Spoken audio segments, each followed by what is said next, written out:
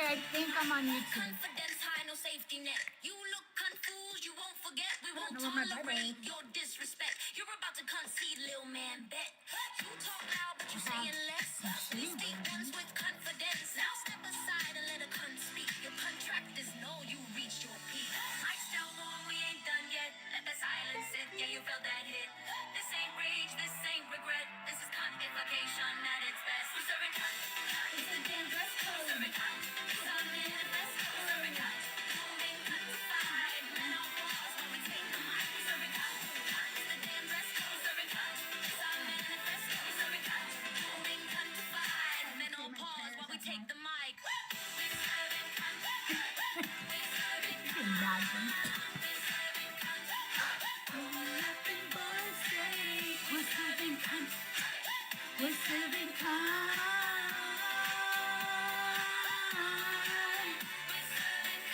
By the way, if you're friendly, you want to come and join me today? Blackity black, I black, love black, it. bitch, I ain't gonna stop, so go ahead and block. Yeah. If this makes you uncomfortable, good. Good. Hit the block. You know you should. Did I make you mad? Did I piss you off? Don't like the way I mock and scoff. You might go pro-ice, anti-LGBT, Nazi adjacent, transphobe energy, misogyny baked in your theology, supremacy culture wrapped up as morality. If that's you, don't wait, Don't debate. Hit that block now, bitch. Don't hesitate. don't stall, don't fake. I didn't come to play. Ain't got time to fuck with you today.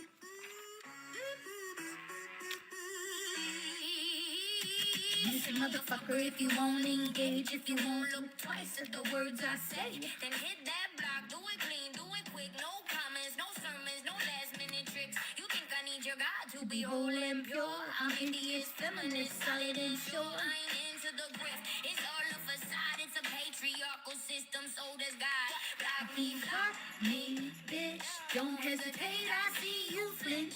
Block me now, ain't no sweat off my brow. Hit that block, don't stick round. Block me now.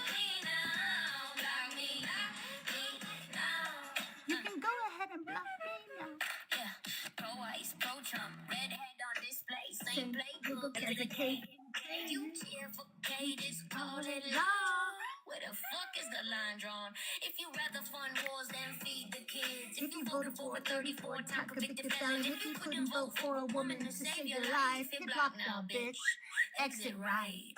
Oh Fuck. I said a naughty word. I see you strangling on your pearls. This song's vulgar. Yeah, so is hate, so is power hoarder behind church and state. Supremacy And culture is right. right. Silence ain't peace. It's bought. You capitalism feeds bombs, not bread, and you call that values? Nah, block me instead. Block me, bitch. Don't hesitate, I see you flinch. Block me, no. Ain't no sweat off my brow. With that block, don't stick. Block me now. Block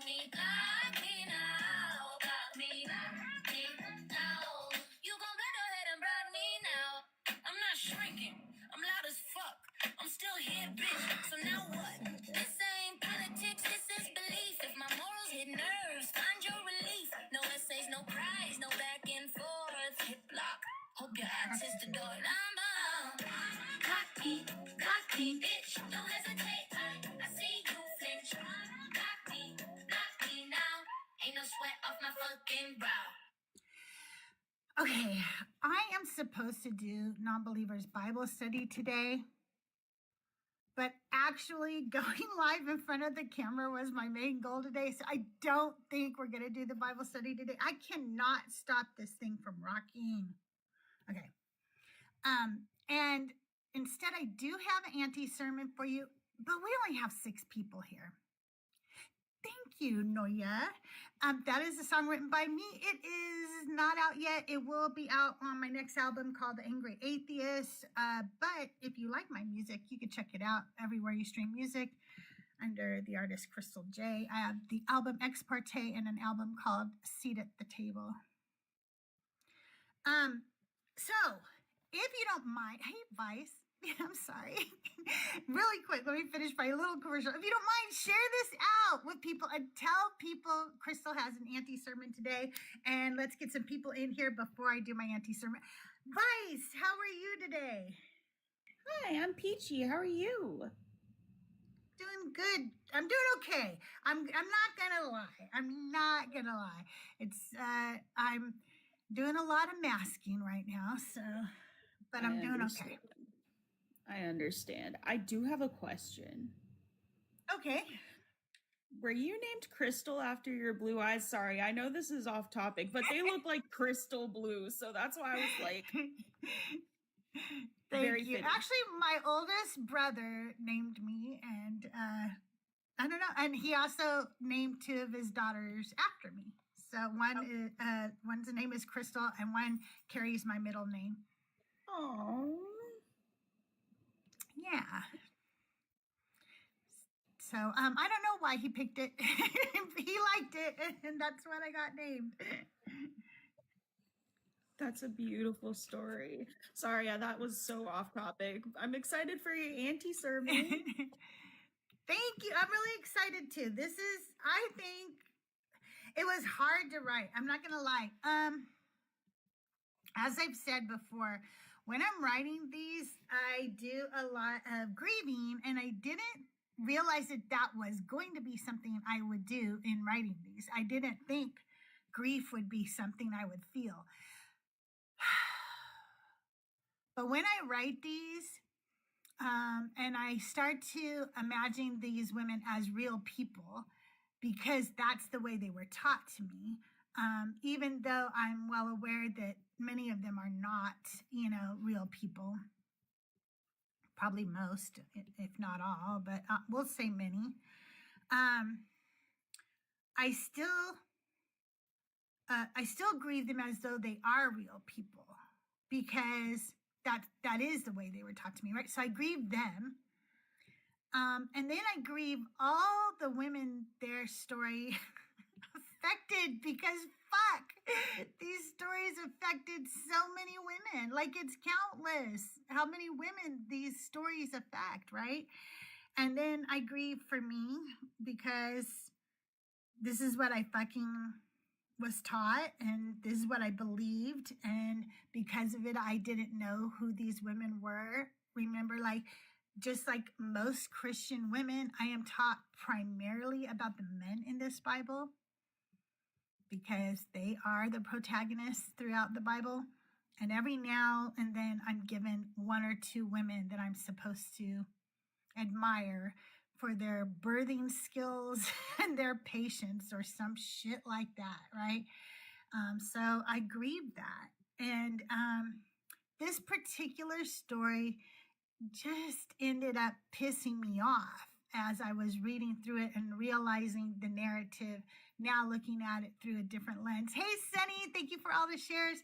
And so I kept getting mad whenever I would go back to write it. And so, plus I was going through so much this week, as you know, Vice and the people on the Discord. I just had a hard week. And I think that I'm also just going through a lot mentally with all of my health issues, like fucking sucks.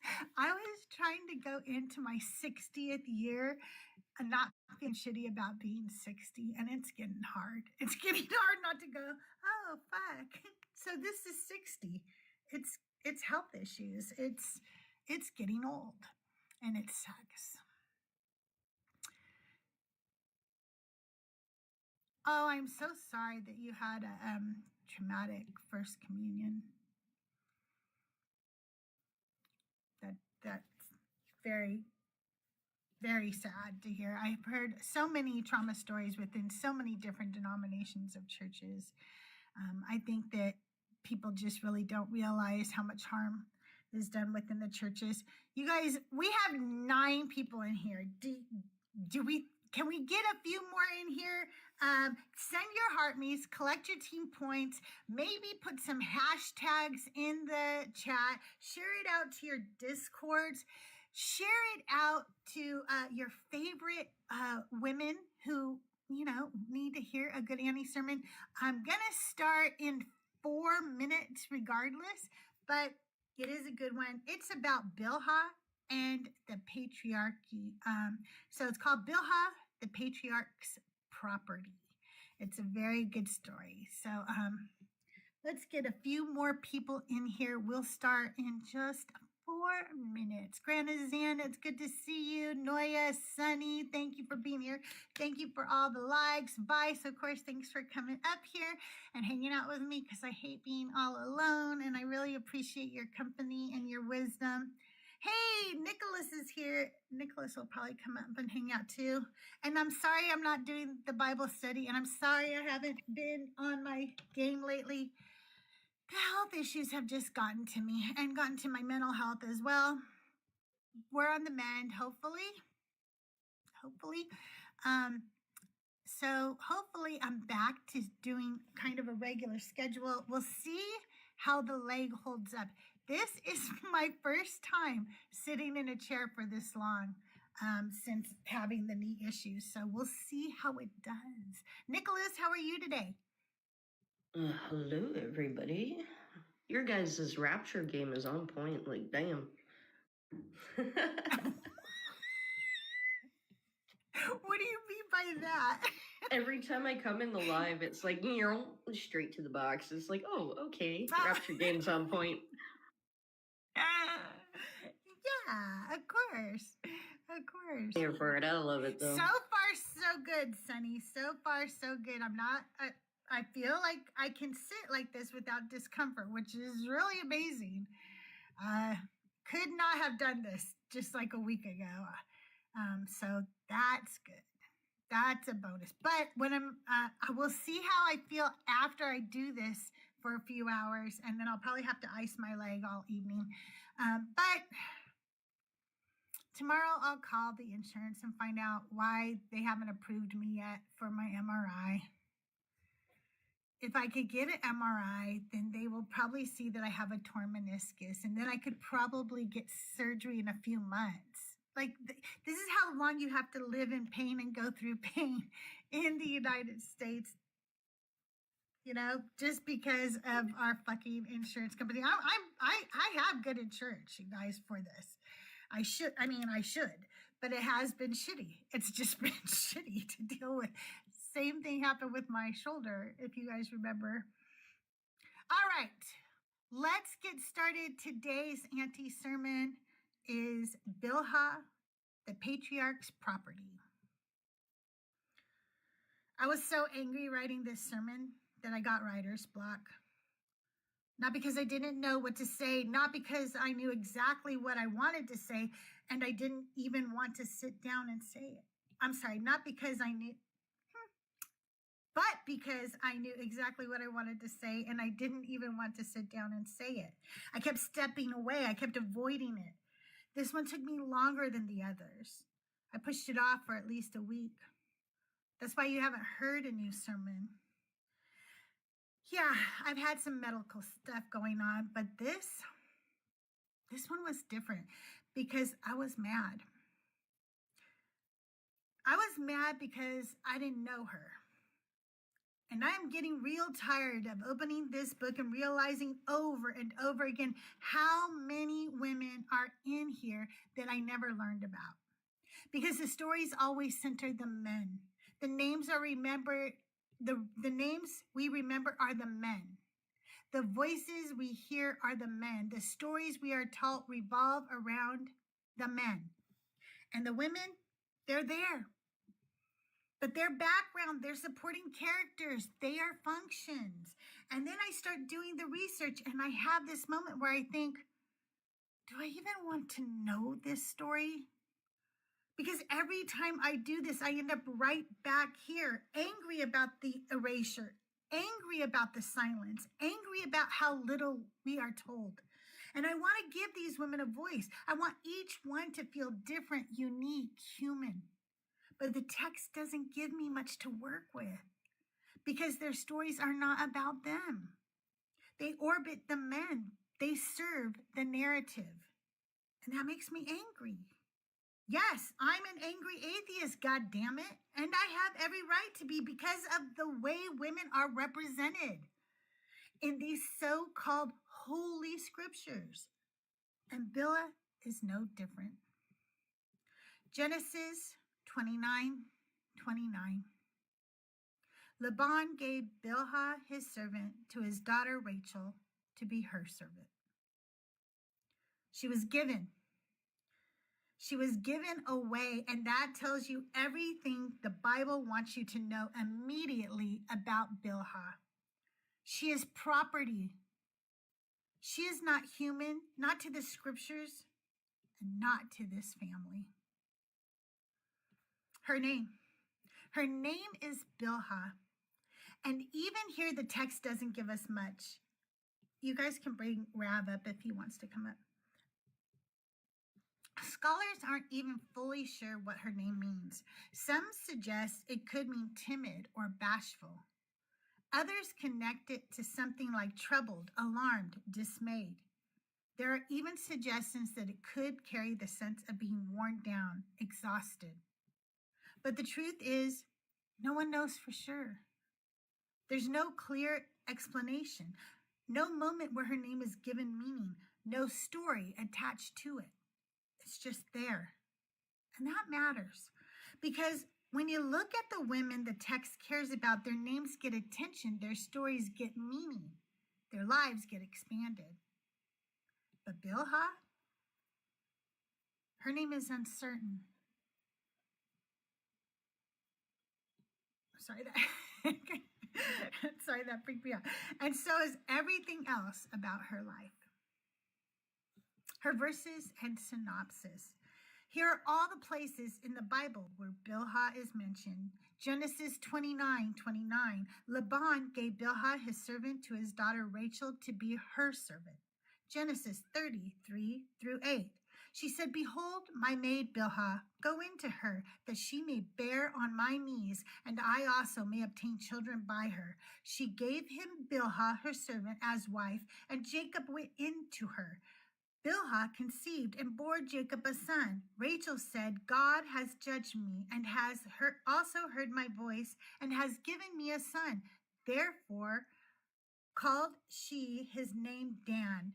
Bilhah, Rachel's servant, conceived again and bore Jacob a second son. Rachel said, "With mighty wrestlings have I wrestled with my sister and have prevailed." She named him Naphtali. Genesis 35:22. It happened while Israel lived in that land that Reuben went and lay with Bilhah, his father's concubine, and Israel heard of it. Genesis 37:2. Joseph, being 17 years old, was feeding the flock with his brothers. The boy was with the sons of Bilhah and the sons of Zilpah, his father's wives. Genesis 46:25. These are the sons of Bilhah from Laban, gave to Rachel his daughter, and these she bore to Jacob. All the souls were 7. 1 Chronicles 7:13. The sons of Naphtali, Jaziel, Guni, Jezer, and Shalom, the sons of Bilhah. Now, let's talk about what actually happens to her, because it's not pretty. In fact, for me, it was infuriating. She enters the story in Genesis 29:29. She is given by Laban to Rachel. No introduction, no consent, just a piece of property. She is given, and then almost immediately she is given again. In Genesis 30, Rachel turns to Bilhah because she cannot have children. Go into her. That's what she says. Use her. That's what she's there for. Nobody asks her. It's a command. And Bilhah's body becomes the solution. She may bear on my knees. In ancient language, bear on my knees doesn't mean Bilhah is giving birth on Rachel's lap. It means she gives birth and then the baby is placed on Rachel's knees, on Rachel's lap, symbolizing that the child now belongs to Rachel. I may obtain children by her. I will be built from her. Rachel's future, her status, her identity built through Bilhah. Bilhah conceives. Bilhah carries the pregnancies. Bilhah gives birth. And Rachel names the children. Rachel tells the story. Rachel decides what it all means. And Bilhah is silent and obedient.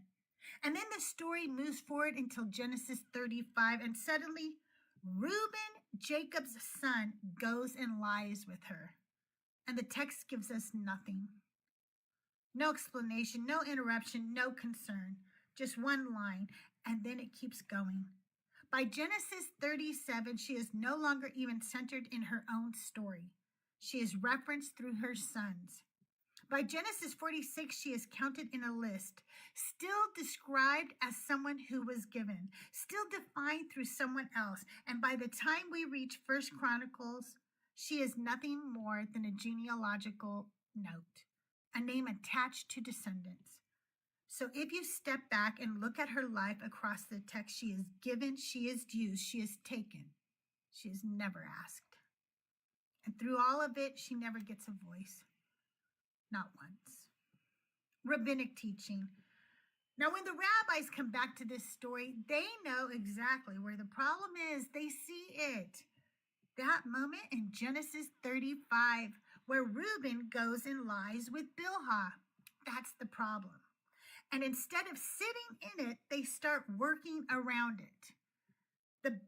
In the Babylonian Talmud, Shabbat 55b, the rabbis say, whoever says Reuben sinned is mistaken. And then they explain it away. They say Reuben didn't actually sleep with Bilhah. What he did was move his father's bed. Because after Rachel died, Jacob put his bed in Bilhah's tent. And Reuben was angry about that. So he disrupted the arrangement. And the text treats that act as if he had slept with her. So instead of asking, what happened to Bilhah? Did she have a choice? What did this mean for her? The conversation becomes, how do we protect Reuben? How do we preserve his status? How do we make this not as bad as it looks? And you can feel it. The discomfort is there, but it gets redirected.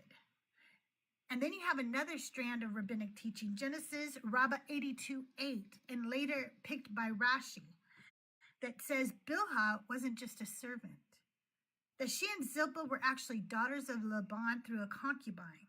So now she's elevated. She's not just a slave, she's family.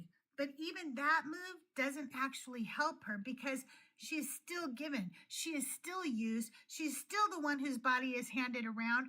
All it does is make the situation feel more acceptable, more respectable. So when the rabbis expand this story, they do expand it. They add detail, they add explanation, they wrestle with the discomfort. But pay attention to where the expansion goes. It goes to Reuben. It goes to Jacob. It goes to the structure of the family. And Bilhah, she is still the place where the problem happens, not the person the story is about. Even in the expansion, she remains in the background. Christian teaching. Now, when we move into Christian teaching, the focus shifts again, but not in the way you might hope, because instead of wrestling with what happened to Bilhah, the story usually gets absorbed into a bigger message. You'll hear this a lot. God uses broken people. That's the frame. And scholars will say it more cleanly, more polished. For example, in the New International Commentary on the Old Testament, Victor Hamilton talks about Genesis as a story where God works through deeply flawed families to accomplish a larger purpose. And that sounds good until you stop and ask, at whose expense? Because when the story gets told in Christian spaces, the attention stays on the main players, Jacob, Rachel, the formation of the tribes, even Reuben, his sin, his fall from status. Genesis 49, 3-4 gets pulled in. Unstable as water, you shall not excel because you went up to your father's bed. So now the story becomes about Reuben losing his birthright, about consequences, about moral failure, about God still moving forward anyway. And Bilhah, she disappears again. Not because she wasn't there, not because nothing happened to her, but because she is not the point of the lesson. Even when Christian scholars talk about the surrogacy system, and they do, they frame it as part of the cultural context. For example, Gordon Wenham, in the World Biblical Commentary on Genesis, explains that this was a known practice in the ancient world. a way for a woman to have children through her servant. And again, that explains the system. But it doesn't stop to ask what the system felt like for a woman inside it. So the story becomes God is faithful. People are flawed. The promise continues. And Bilhah, she is the means by which part of that promise is carried forward. Her body produces 2 tribes of Israel, Dan and Naphtali. And that's what she becomes in the story, a function in the fulfillment of promise. So when Christians say God uses broken people, what they usually mean is God uses Jacob, God uses Rachel, God uses Reuben. But if you look closely at that story, God is also using Bilhah. And no one is asking what that cost her. Ethiopian Bible and extra biblical texts. So sometimes people will say, well, maybe the Bible we have just doesn't tell the full story. Maybe there are other traditions, other texts, other versions that fill in the gaps. And that's a fair question because we know there are other texts. The Book of Jubilees, part of the Ethiopian biblical tradition, retells the story of Genesis in more detail. It expands timelines, adds names, and gives more structure to the patriarch stories. But when it comes to Bilhah, it doesn't expand her. It repeats the same framework. She is Rachel's servant. She is given to Jacob. She bears children, and that's it. The Book of Enoch, which is also preserved in the Ethiopian canon, does not tell Bilhah's story at all. It goes in a completely different direction. So there is no hidden version of Bilhah there, no deeper telling, no recovered voice. And when you look across the extra biblical traditions, the pseudepigrapha, the expansions, the retelling, you see the pattern. These texts will expand the lives of patriarchs, the details of genealogies, the structure of the story, but they rarely stop for women like Bilhah. So if you were hoping maybe somewhere out there, there's a version of this story where she is centered, where she speaks, where someone asks what this was like for her, it's not there. Not in the Ethiopian tradition, not in the expanded text. Her silence stays. And that matters because it means this isn't a case of something being lost. It's not that her story was told and then forgotten. It's that her story was never given to us to begin with. And here's the core argument for me. It's the power and the use of women. I'm reading Bilhah's story, and I am not okay. I'm not okay with the fact that I didn't know her, not really, not in any meaningful way, and I am a woman. So how the hell did I grow up being told this book was sacred, being told these were the people I was supposed to learn from, being told this was the model for my life, and nobody ever stopped and said, hey, what about her? Because the more I read, the more pissed off I get, not just because she's erased, but because of what was done to her. This family, this holy, chosen, blessed family, takes a woman and treats her like she is nothing. She is a slave. Let's not dress that up. She is handed from one person to another like property. And then she is handed over again, not just to serve, but to be a surrogate. Not by choice, not because she raised her hand and said, I'd love to help, but because she didn't get a say. Her body is used to produce children that will not belong to her. She carries them, she births them, and another woman names them and claims them and builds her life on them. And that's already bad enough, but it doesn't stop there, because then after her body has already been used, after she has already been treated like something to be passed around, another man in the same family comes in and takes from her again. And we can sit here and play word games all day long, but if she does not have the power to say no, then she does not have the power to consent. So call it whatever makes you feel comfortable. But I know what I'm looking at, and it was rape. And what makes this hit... Thank you guys for the poll. And what makes this hit so much harder for me is that this is a family I was supposed to admire. This is what I was taught were Christian family values. This is what I was told was holy. This is the model. A slave handed from one person to another, a woman forced into surrogacy, a body used and taken from over and over again. And somehow This is what we hold up as the foundation of something good. And I'm sitting here realizing this is not just about Bilhah. This is about what happens when powerful families get to decide what women are for. Because that doesn't stay in the past. It doesn't. We are still living in a world where powerful men and powerful systems fight to control women's bodies, women's choices, women's lives. And we don't even have to reach far to see it. Look at how young women have been pulled into powerful families, used to stabilize reputations, used to produce heirs, used to play a role they did not fully choose. Princess Diana.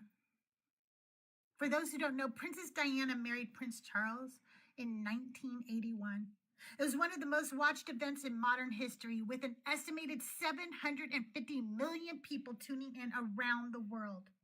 She was young, 19 years old. He was in his 30s. And even at that time, people could see it. This wasn't some great love story. This was arrangement, expectation, positioning. She was brought into one of the most powerful families in the world, not just to be loved, but to perform, to produce heirs, to carry an image, to uphold a system that existed long before her. And she did everything right. She was beautiful. She was kind. She was compassionate in a way that made powerful people uncomfortable. She touched people others wouldn't touch. She sat with people others ignored. She didn't keep her distance from suffering. And that made her dangerous to a system that depends on distance. And the world loved her for it. But inside this family, you could feel it. They didn't like that the world loved her more than the institution. They didn't like that she couldn't be controlled. She did things they thought were beneath her, like running races with children at public events, laughing, getting messy, being human. That wasn't how she was supposed to behave. She was supposed to fit the role. And while she's trying to carry all that, her husband is having an affair. The marriage breaks down, and after that, the system turns on her, quietly, strategically, trying to reshape her image, trying to pull her back into something they could manage. But it didn't work, because by then, she wasn't just theirs. She was the people's princess, not just in England. The whole world loved her. And then she's being chased by paparazzi through a tunnel in Paris, and she dies in a car crash. 36 years old. And you can see it in pictures. If you look at early photos of Diana, she's bright, young, hopeful, open. And then you look at her later and something has changed. The light is different. Because they took that young woman and they put her inside a machine that used her until there was nothing left to give. And these are the families we are taught to admire. Families with power, families with influence, families that take young women, shape them, use them, and call it tradition, call it duty, call it honor. So when I read Bilhah, I don't see just an ancient story. I see a pattern, and it's still here. So don't tell me this is just an ancient story. Don't tell me this is just in the past, because the pattern is still here. Powerful people using women, systems, protecting themselves, stories being rewritten. I'm so sorry, that really freaked me. It's so loud for me, you guys. Powerful people using women, systems protecting themselves, stories being rewritten to make it all look acceptable. And when I look at that pattern, when I follow it from Bilhah to someone like Princess Diana, I do not see something that ended. I see something that is still here, because when Christians talk about Christian family values, these are the families that they are emulating. Families who take young women like Bilhah, like Princess Diana, and use them. They use them like inanimate objects. They use them like they are not human. They use their bodies, their beauty, their labor, their fertility, their silence, their pain. And then they call it holy, they call it order, they call it tradition, they call it Christian family values. These are the same Christian family values that have a 34-time convicted felon and sex offender sitting in the highest office of the land. These are the same Christian family values that have made sure nobody powerful has really paid for the crimes tied to the Epstein files. These are the same Christian family values that tell parents to hate their own children if they are not cisgender and straight. So no, do not tell me this is about holiness. Do not tell me this is about righteousness, because when I read Bilhah, what I see is not a sacred family. I see a woman handed around like property. I see a slave forced into surrogacy. I see a woman raped. I see a story rewritten to protect the men. And I see the same pattern still alive right now.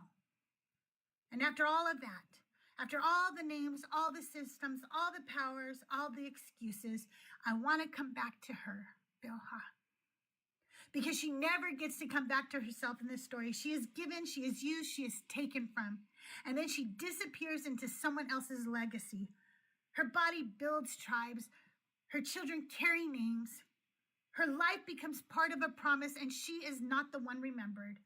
She doesn't get a speech. She doesn't get a prayer. She doesn't get a moment where the story stops and asks what this cost her. She's just moved through it. Like she was never meant to be the point. But I see her. And I hear her message. And now I can't go back reading this story ever again like she was just background. I can't go back to pretending this is just a holy family without asking what their holiness was built on. Because if this story won't stop for her, I will. If this text won't give her a voice, I will. If this system tried to erase her, I will say her name. Bilhah. A woman who is there to shine a light on what we have been calling Christian family values. A woman who is there to show us what we have been emulating. A woman who is there to remind us this is not love, this is not compassion, this is not empathy, this is abuse. This is what it looks like when power decides what a woman is for. This is what it looks like when a family builds itself on the bodies of women.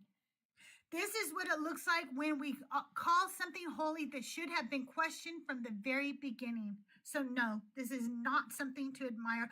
This is not something to aspire to. This is not something to recreate in your own home. This is something to end.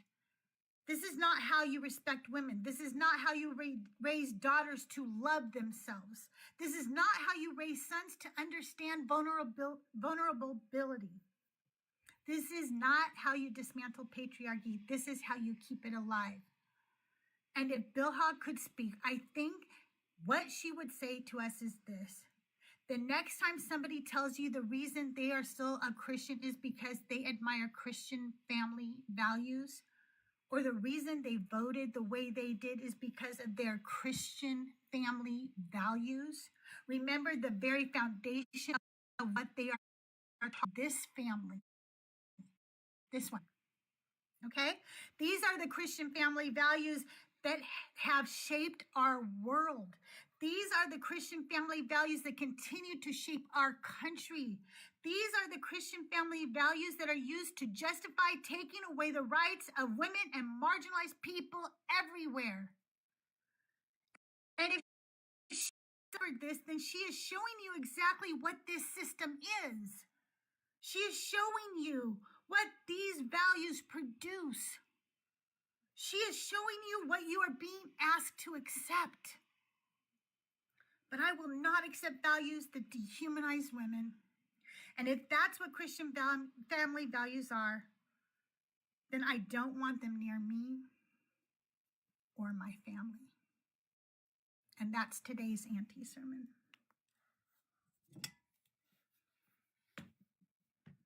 Bravo.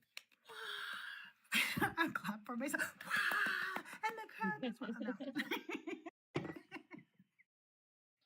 No. Another well-written sermon. Thank you. Thank you. And remember, all tapping is clapping.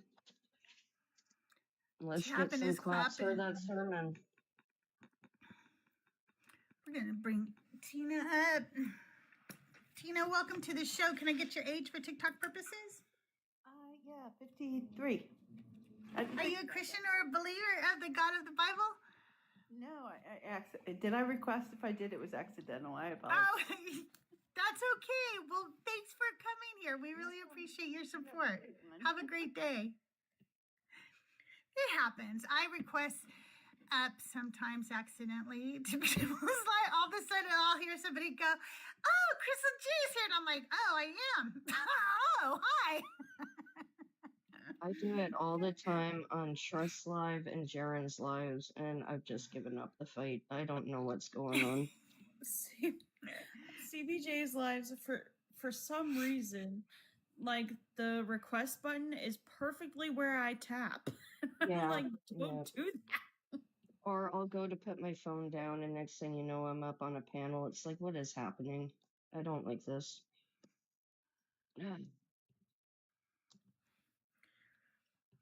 Well, we are looking to have conversations today. If you are a believer of the God of the Bible,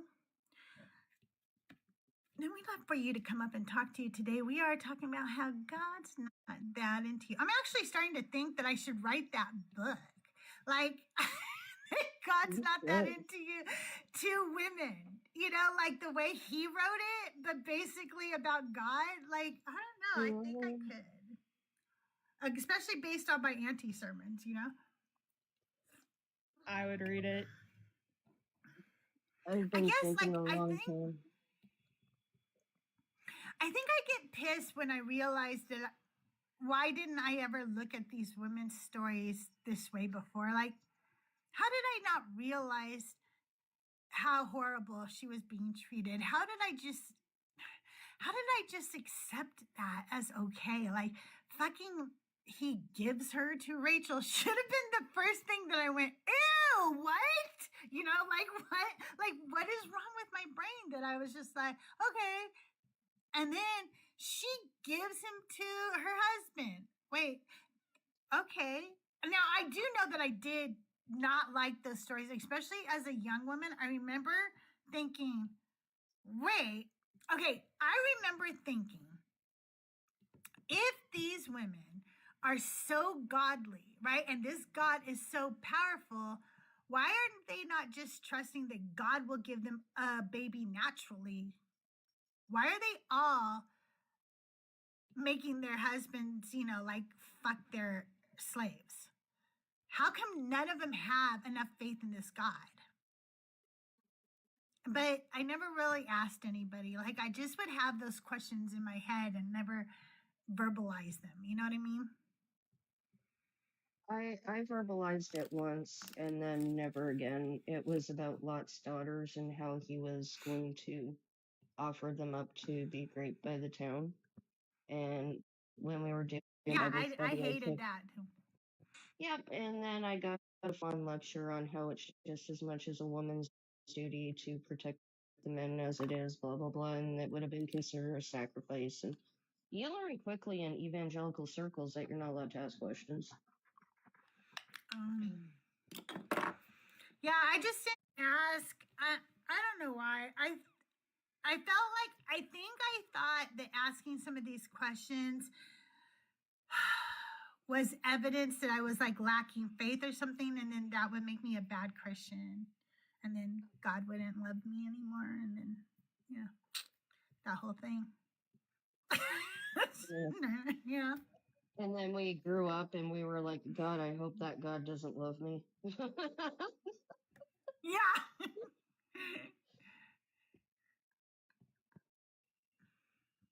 I don't know, I don't see love for women in the Bible. I don't either. And I hate when they give you one example. I was abused in my first marriage, and anybody who's been in an abusive marriage, I mean, we know these things now. We know that we have names and terms for them because they are so common in these relationships. But abusive people often will do something called the honeymoon period, where they are so loving and so kind, and they will shower presents and stuff. That doesn't mean they're not abusive anymore. That's one of their little things they do to psychologically actually fuck with you. So just because, the God of the Bible is nice to one or two women doesn't mean he loves women. It doesn't mean that at all.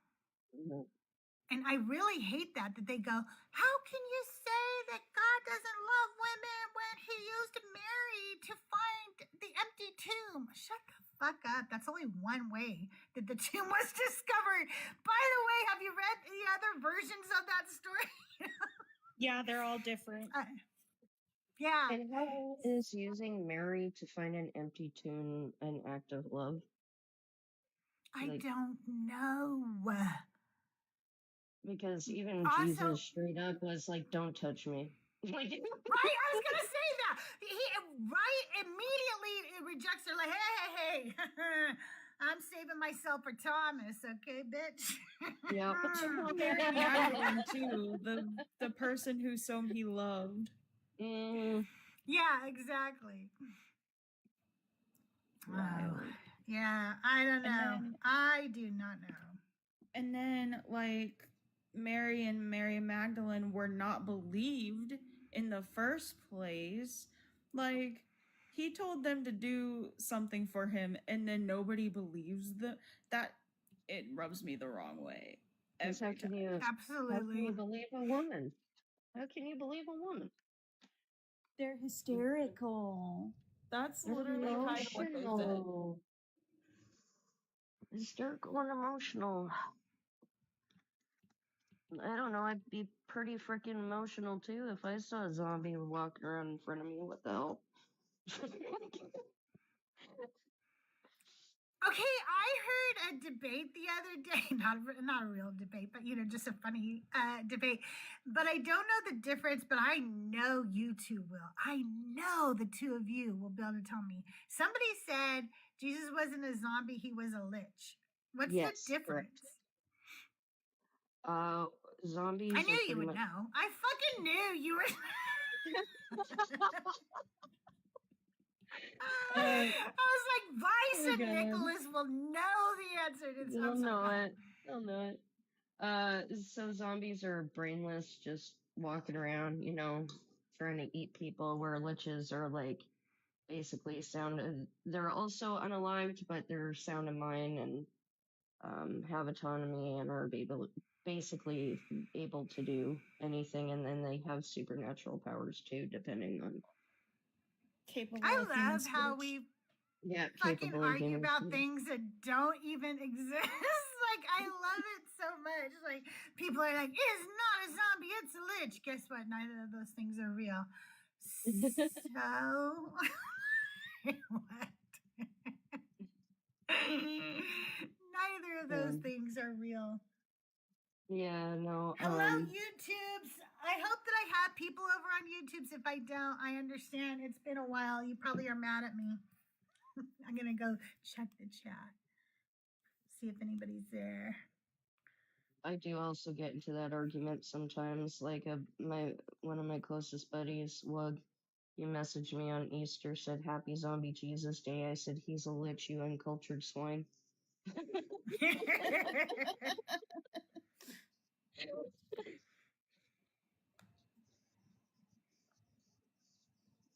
Especially when you're somebody like a D&D player, it matters. It really actually does. Oh, hey, Bill. Hey, Crochets. Hey, Lorenzo. Hey, Bo.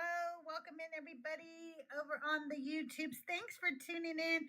I'm sorry I've been gone over there for a while. I needed to fix my YouTube issues. I think I've done it. Okay, so people think that when you stream, you just like turn on a camera and you get to start talking and that's all you do. No, you have to learn fucking 27 different types of software. You have to learn some hardware. You have to, I only have a minimal setup, okay? I have my phone and then I have OBS and everybody told me to use Chrome and then capture the Chrome window to OBS and blah blah blah. No, don't use Chrome. Chrome sucks. It sucks up everything, and then your sound goes up. And I have to use Edge. You guys have got me using fucking Microsoft fucking products. Okay, I don't like Microsoft. Anyway, I have it on Edge, and it seems to capture just fine over on the YouTubes right now. We do still have a lot of things going on as far as supporting my channel, supporting the podcast. But instead of, talking about me today, I want to tell you about a couple of people who need help in the community right now, and you can help them.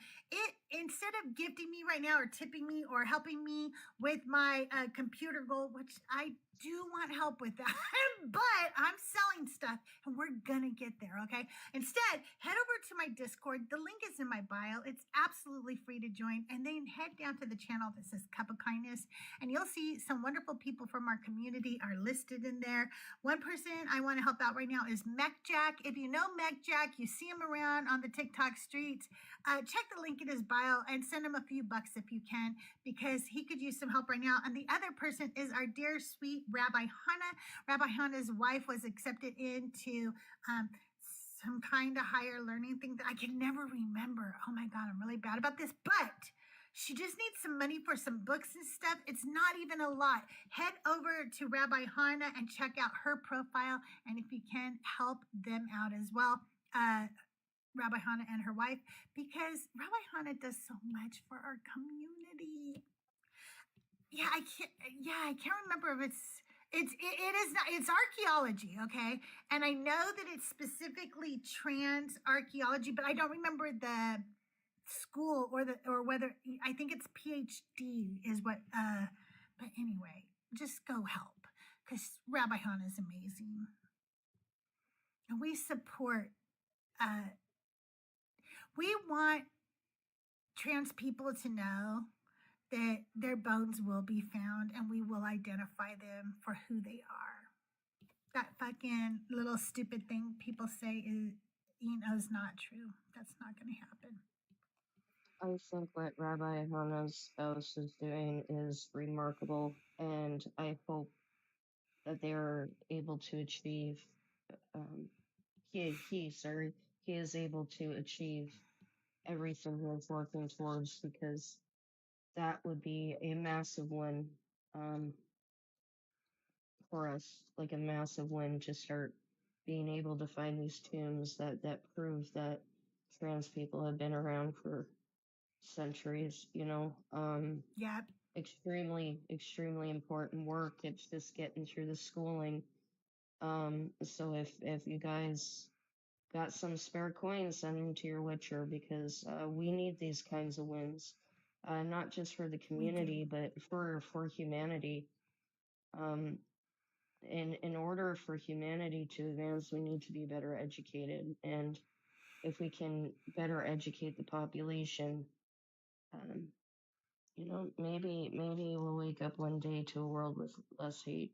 Maybe, that's just my last chance at hopefulness, but it's important work. So if you have some spare coin, and again, like Crystal said, it wasn't that much. No, it's really not. Like the whole thing is only like, a few $100. So anything you help is going to help them tremendously. And if you do want to support my channel, because I think I'm doing important work too. My podcast, Auntie Sermons, is doing really well for being a small niche podcast. It actually does pretty well, and women are really enjoying it. And it is really helping heal a lot of women. So if you enjoy my work and you want to support the show, the information is in my bio. You can support me over on my Throne account. There's so many ways you can support me and my channel. But I know some of you were like, "Ooh, where was the podcast yesterday?" I'm sorry. I had a very hard mental health week. I really did. Last week I was diagnosed with OCD, and I I'm gonna say some. I it really hit me hard, and there's a part of me that goes, I don't know why it it upset me so much, but in reality, I do know why, and it's because of my OCD. So that's kind of the fucked up thing about OCD. A lot of people with OCD, when we are originally given the diagnosis, we take it as a moral failure, and I did, and really affected my mental health this week. Also, what y'all don't know, but if you go back through my videos, you will see an evolution of me. I went through one of my darkest depressions as we went through COVID. It was very hard for me to get out of bed, to brush my hair, to do anything. There was a lot that went on in that time period of my life. I lost my best friend from my childhood. I was diagnosed with stage 3 malignant melanoma, and I sunk into a very deep depression. And it took me 5 years of really battling for my life to get to a place where I was out of bed and I was feeling really good and really hopeful. And then last week, a few things happened. I have a medical issue that is occurring that the doctors want to run some cancer tests for. And that is because I had stage 3 malignant melanoma. So when you have malignant melanoma, they do not sit there and think, oh, you are going to die from skin cancer. They think you have cancer somewhere in your body and we have to find it.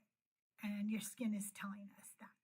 That's what the melanoma does. So anytime after you're diagnosed with melanoma, you have health issues, they start looking for cancer. It had been 5 years since I've had any like health issues that would make them, look for cancer. And now they're doing it again. And it always gives me anxiety. It's probably going to be just fine, but it doesn't change the fact that it gives me medical anxiety. And then to have been stuck in bed for so long because I couldn't even sit at my desk anymore, it kind of reverted me back to where I was when I was depressed. And it started, causing me to get depressed, to feel like everything that I had worked so hard for, I was just going to go back. I was just going to go back to that. And the OCD has a lot to do with that, and that, so those diagnoses and stuff, it was just a lot for me. So all of this to say, the podcast will drop tonight. I'm sorry that it was late last week, and I'm sorry that it was late this week. And I promise we're getting back on the mend. I'm not going to let my depression pull me back down this time.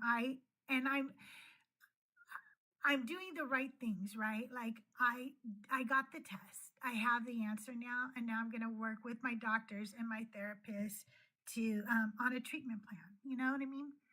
And so, but it was just kind of a hard week. Just had a little difficulty. Yeah, I understand that. This was a rough one for me too, and I've been talking to some other people. I don't know if the moon is on the line or what. Mercury's in the microwave again. I think this last week for people is just a really bad mental health crisis all the way around. Well, our Like the president biggest threatened thing, to genocide an entire country. I think yeah. that doesn't sit well with any human being that has any sense of empathy or compassion at all. And to know that, Son of Kalu wrote a poem, and I'm sorry to interrupt you. I'm sorry. I'll No, just say you're this fine. real quick. He said, and the poem is basically, there's a war going on. Like my president just declared war, and I have to go to work right now. And I have to go to work and I have to make a paycheck. And part of that paycheck is going to go to federal taxes that are going to fund that war right now, that I don't agree with, that I don't support, but I have to go to work right now.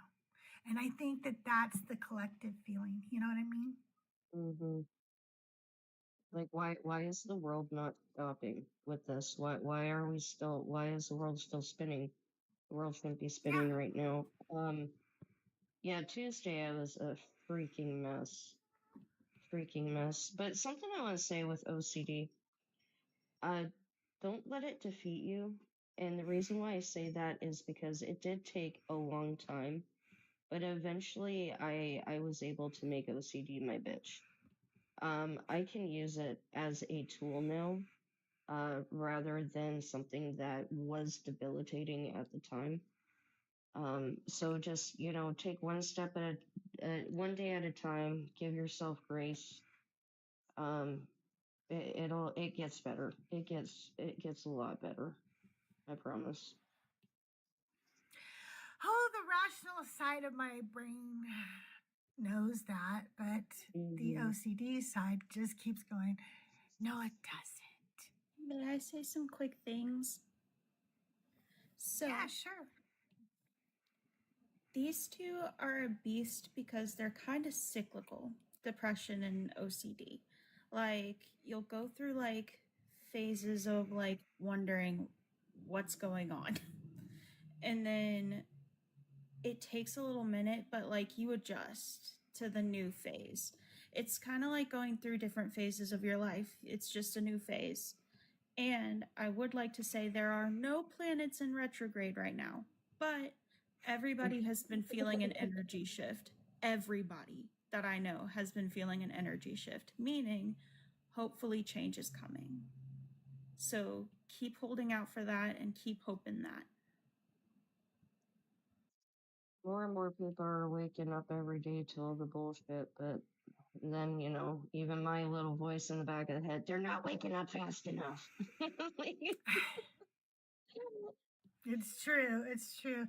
Red Fury, I hope you enjoyed the first Auntie sermon. I hope you enjoyed it. I hope that if you did, you leave me a 5-star review, maybe a comment. I enjoy reading your comments. As Ursa May, thank you. I hope so. It's this today. Today, doing this is the bravest thing I could have done. You have no idea. You have no idea. This was hard today. It was hard. But I was like, you know what? I can't let this defeat me. I had so much momentum before my niece started acting up, and then I got all that news. And I don't want to lose that momentum I had for myself. You know what I mean? Mm-hmm. Thanks, Trux. Thank you guys. I really appreciate you. Also, the panel is open. Anybody can come up. Friendlies, enemies. No, I don't know why I was going to say enemies. Friendlies and enemies. No, friendlies, believers, non-believers. You guys, anybody can come up. The guest box is open. Friendlies and ops. And what the hell? Why not Frenemies. frenemies? Yeah, let's do the frenemies. We know who you are, and you know who you are, but it's fine because we'll all smile and pretend we're still friends. It's okay. I don't know if you meant to request up again, Tina, or not, but Yes, this time I you're did. back. Thank you. I just want to say that I appreciate your vulnerableness, and I've never seen you before, but I gave you a follow. I definitely really enjoyed what you did today, what you were talking about. I grew up in the church, but it was kind of like, okay, you go to church and then go live your life and come back again on Sunday. It was not a lot of typical Christian religions that a lot of people on here have experienced, but I didn't ever hear of this lady, and why are we serving, quote unquote, when we did serve a God that would ever be okay with anything like that? Why do people go to seminary and know this crap and don't tell us this crap? Like, I don't know. Exactly. I hate it. Exactly. The more I hear, the more I understand, the more I learn from Nick and many other people like yourself. The angrier I get at the whole thing. I hate it all. I don't know why, I put in the chat earlier, it's no different than patriarchy or an ex who's abuser. Like, the women are okay as long as they serve you. As long as they do for you what you want in that moment, they're good. But as soon as you don't, you're less than dirt, right? It's just. So, anyways, I don't want to ramble. I just want to say that you did a great job, and I appreciate your vulnerableness. And it was real and honest, and it's needed. Well, if you enjoyed that, go check out my podcast. It's called Auntie Sermons, AUNTIE, and there's more. Every woman in the Bible, named and unnamed. We're going through it chronologically and methodically, and we're giving them a sermon because we're tired hearing about the men. We want to hear about the women. Amen to that. And you can drop me. Thank you. By the way, hi, Nick, again. All right. Hi, Tina. Love you, girl. Love you too, hon. Tina Bye. and I Have a have good been day. friends for a long time, like years at this point. Do you ever want a glimmer of hope? Yes, please. It's a small but big win. Glimmer of hope. I get a little emotional talking about this because it is actually a big one. Canada is currently passing a lot, or passed it. I think it actually passed. Christians are screaming across Canada persecution, while the evangelistic circles, like the Catholics, actually don't give a shit. The Bible can no longer be weaponized. They can no longer go around telling people they're going to hell because they're LGBTQIA or because they're single moms, or so they're fighting in a way that they can. So the very fact that Canada passed this law in which they can no longer be assholes under the guise of religious freedom is a small but long-term huge win. So, what does the law mean? Like, what happens if I do tell you you're going to hell? I have to look at what the actual fines and stuff are because it is under the hate speech category now. Okay. Our prime minister had also passed into law, this was a bit ago, stronger sentences for women abusers and women unalivers. I don't completely trust Carney, but he's moving in a good direction. But I will try and look up that information for you. But yeah, we do have hate speech laws in Canada, and they're starting to double down on them. And one of them is they can no longer weaponize the Bible. I like that. Maybe it's the push that the world really needs to see. I know we have a tendency in Canada to be trendsetters. When we do something, other countries seem to pick it up. So hopefully this one spreads like wildfire. I hope so. Hopefully. I hope so. I don't know, man. You guys, do me a favor. Keep tapping that screen. Let's get me to 20,000 likes. I've been live over an hour. I know there's only 20 of you in here, but if each of you, just tap that screen a little bit, we could get there. We could do it. Also, do your heart me's, collect your team points, do all those little, hoops that, TikTok wants you to do. If you're over on the YouTube and you haven't subscribed to my channel yet, please do so. I am CrystalJae. I'm known as Critically CrystalJae. I bring you Auntie Sermons, conversations with Christians, non-believers, Bible study, Decon Q&A with CrystalJae, where we talk to some of the best creators on this app. And what's kind of fun is you literally don't ever know who's going to stop by my channel, because we get some great creators who come by just to hang out, come up here and chat. And I never know from day to day who will be here. So, you should follow me. And I mean, we really don't. Sometimes sometimes Joel comes up and says hi. Sometimes Mezzo comes up and says hi. I've had Justin here, Thinker here, Fee here. Mama Bash comes by. You don't know what. You just don't know. It's a surprise every day. I miss going live.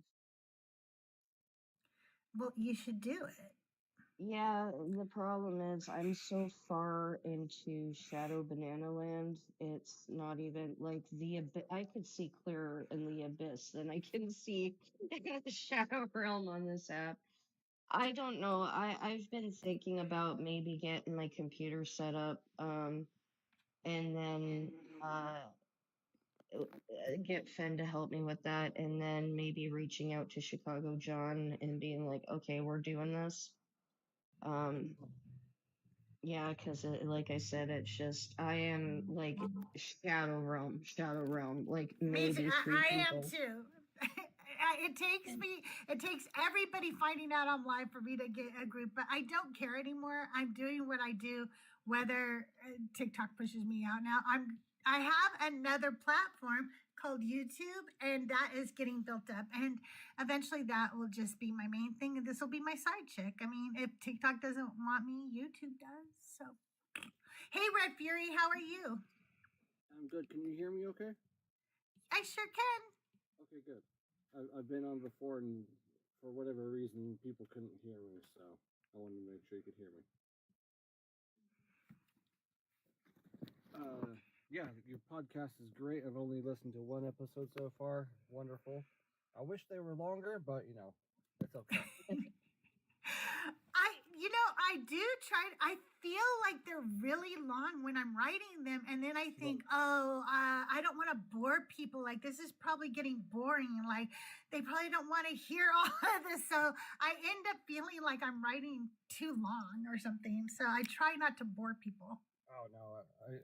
Usually when I'm listening to podcasts, I'm working, or I'm working on my house, outside working. So longer episodes, wonderful. So. Well, hopefully you'll be able to binge it soon. There'll be a lot more episodes up. As soon as I'm done eating lunch, that's where I'm going back to, is binging some more. But mind if I ask some questions? Is that okay? Sure, go right ahead. So, I grew up J-Dub. I got out when I was 15 or 16, so it was like 20 years ago. And I recently had some J-Dubs come to my door. I haven't told them that I grew up J-Dub, but I need some good Bible references to, like they always say, oh, Jesus died for your sins, yada, yada, yada, blah, blah, blah. I need some good Bible references to be like, oh, really? How about this? And how about that? And how about this? Well, I think that one of the things that I get most is people tell me, like, well, even, I don't really follow the Old Testament God. I'm more about, like, Jesus in the New Testament. And then I just like to ask them questions. Hey, Amber, like, what about Jesus do you like so much? And they'll say, oh, because all of his messages are just so good, Well, what are those messages? And they're usually like, love your neighbor, or, love your enemy. But he didn't come up with those. He just plagiarized those from other people. Yeah. So when we really look at Jesus, if we really read those stories, the words that he says, he's a dick. He's mean to his mom. Like, she's like, hey, I need your help. We need a little more wine at the wedding. Can you go down to 7-Eleven and pick up like a box of something, And he's like, bitch, it's not time yet, okay? No, I mean, like, he's just like, woman, okay, who talks to their mother like that? Right, yeah. Woman, And then the woman who comes to him, there's two stories. It's the Canaanite woman and the Syrophoenician woman. And it's told basically the same way both times. But this woman is coming to him begging because their child is suffering from what she believes to be a demonic possession. Their child is suffering. Their child is ill. Their child needs Jesus' help. And the disciples are like, get her away. She's so annoying. Okay. And I don't understand a loving God that would ask me to beg in order to help me. Making somebody beg when they need your help is actually sadistic. I mean, like, really picture that for just a moment, okay? Picture your own child. Picture anybody you love, anybody you actually love that needs help, okay? And they come to you and you can help them, whatever it is. Let's say they only need $5 and you've got $5, okay? And they come to you and they say, Red Fury, I need your help. And you're like, beg. Is that not sadistic? But she is begging. And he says, I did not come for you. I came for the lost sheep of Israel. You're a fucking Canaanite. You're disgusting. You're a dog. And then she has to say, okay, I am a dog. Fine, call me a dog. Call me that if you have to. But even dogs deserve scraps under the table. And then he goes, okay, now that you're willing to admit you're a dog, now I'll heal your daughter. Right. Can you reference that? I've heard that before. Yeah. It can either Let me get you that. Justin or Bible guy have referenced that. I'm not sure where that is. Let me get you the passages. Thank you. In the meantime, everybody, get to double tap, tapping that screen, share it out with 5 friends or more, and to your discords. If you have no friends and no discords, that's okay. You can hit that copy link button at least 5 times. It does also help count as a share and helps boost that algorithm. We're sitting at 25k likes. I would like to see us get to 35k likes. So let's get to double tapping. Host does have a gift goal, so if you have some spare coins, send them to your Witcher, as well as when you send the heart me, that little heart next to Crystal's name up at the top there, make sure you're collecting your points, because not only does that boost Crystal on the rankings, it also does boost that algorithm, so make sure you are collecting your team points. Thank you, Nicholas. Okay, the Canaanite woman story is told in Matthew 15:21 through 28. And the Syrophoenician woman is Mark 7:24 through 30. Mark 7:24 through 30. Oops, I gotta write a 0. It is literally supposed to be the same woman, but a lot of people try to tell you it's 2 different women because they screwed up, as they always do when it was, a story that they fucked up and said one thing on one, hey hippie, and one thing in another one. But regardless whether it's the same women or different women, he's a dick. Yep. Another thing that they're going to argue. Sorry, go ahead, Crystal. Nick. Another thing that they're going to argue you on is that it wasn't a slur, but it actually was, because Jesus previously talks about do not throw your scraps to the dogs, do not cast your pearls before the swine. He's talking about the Gentiles and Samaritans. So which adds more context to this passage, is he doesn't even want to throw her the scraps because he had previously already said, don't throw them the scraps. And then he doubles down again when he sends them on the Great Commission and say, however, stay away from the Gentiles and the Samaritans, only go to the lost sheep of Israel. So we have multiple passages that back up his, quote, supremacy and what he actually thinks of Gentiles, and the fact that he was there only specifically for the Hellenized Israelites and nobody else. And I can get you those Bible verses too if you've got a minute. Yeah, sure. I was just gonna Okay. say, you call it supremacy, I call it douchebaggery. Either way. And here's the other thing. Can the truth lie if you are the epitome of truth, if you are truth itself, can you lie? No. Can truth lie? No, right? And Jesus is the truth. That is what they say, right? They tell you Jesus is the way, the truth, and the life, right? Mhm. Well, in John chapter 7, verses 8 through 10, Jesus fucking tells the best lie. I call it his Hannah Montana moment. It is my favorite lie that he ever tells because he tells more than one, but this is my favorite one. They're all going to go to this festival, okay? And Jesus goes, oh, you guys go on. I'm not going to go. It's not time. It is not my time yet, so go on without me. So they leave. And then he puts on a disguise and goes anyway. It's such a fucking unnecessary lie. And so how can you say you are the truth when you lie? Crystal, there was tacos. He had to go. Yes, they had really good festival food there. They really did. They probably had a lot of that. You know how they always put stuff in that is fried and in chocolate at festivals? They probably had some of that. Really quick. Sorry, I'm trying to eat. You mentioned John. That's okay. What was that reference? I apologize.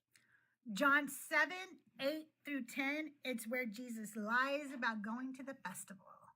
I think it's one of the best ways to prove that he is not the truth. He can't be the truth. And I think Nicholas is looking up those other verses for you. Vice, can you take over for a second? I am going to go powder my nose. I got you. Oh, nope, Nick can do it.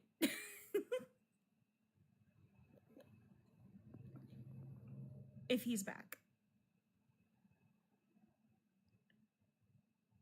No? Okay. Well, I feel like a lot of what's being said is like, yes, he did call a woman the B word.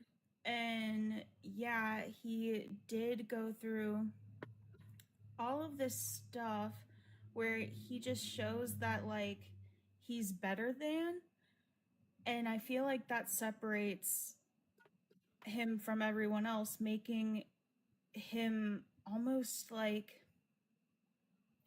I don't know. Of course he is supposed to be quote unquote more divine, but it also shows that God's not really that into us if he did make a human who was absolutely perfect, in my opinion.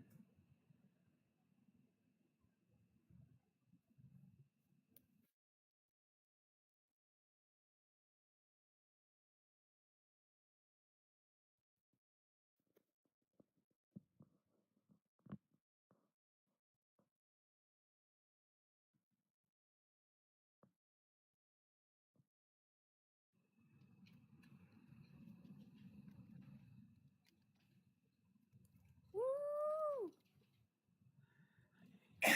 Excuse me.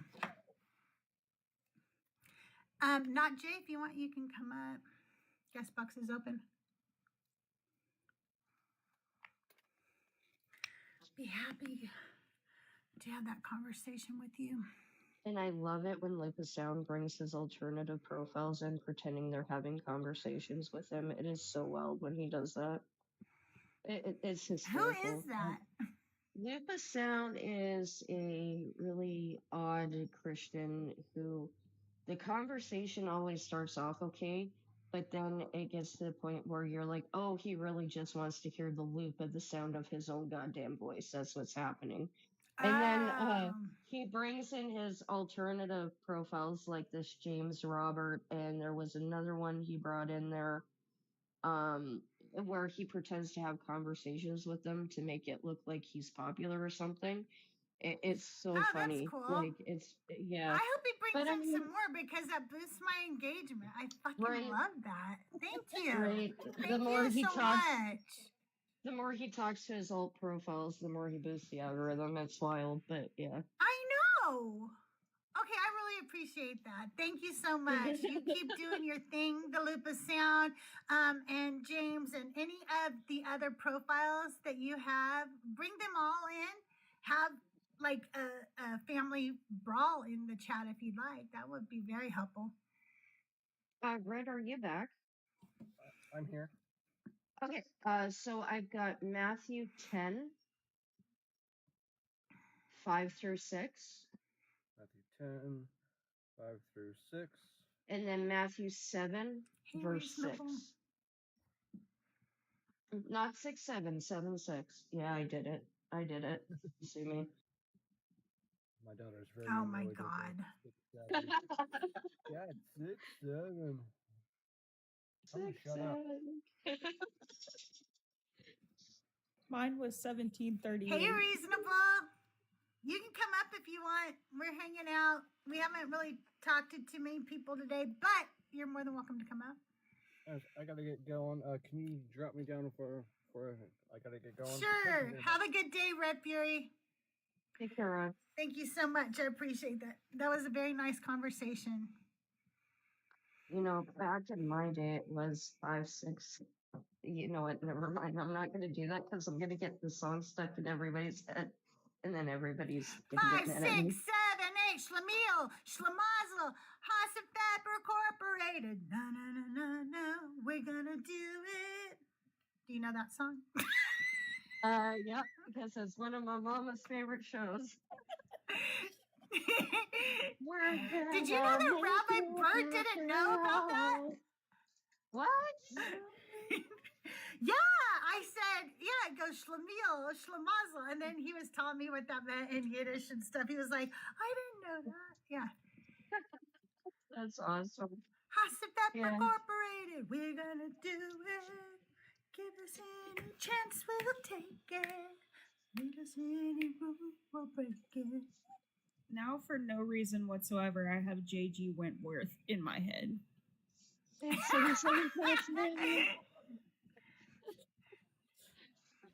For negative 2% reason.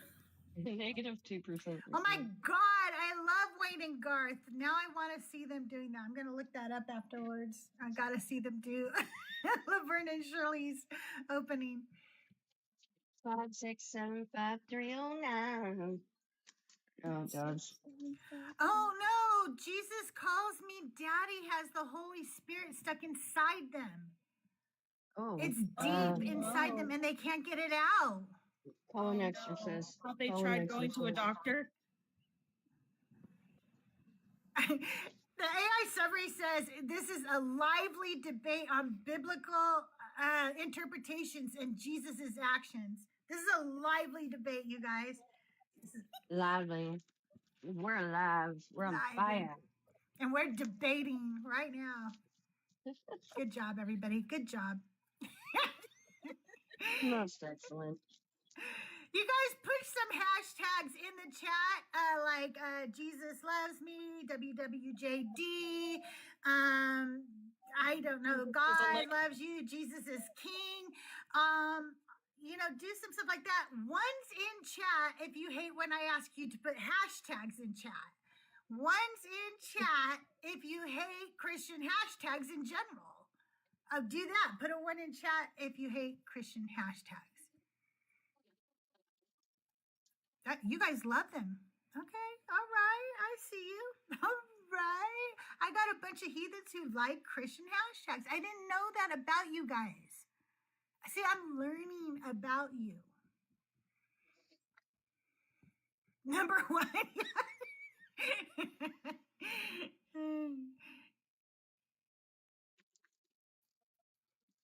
Blasphemy. Jesus was the first. I like the scarecrow. hashtags. You guys are hilarious. May God not send you to hell. Christian values. Yeah. See, I don't know. That's all. When I was reading that story, I was like, this is the family that we built our whole religion on. So when they go, one of the things I like about the Bible is the Christian values. Okay. Have you read this family's values?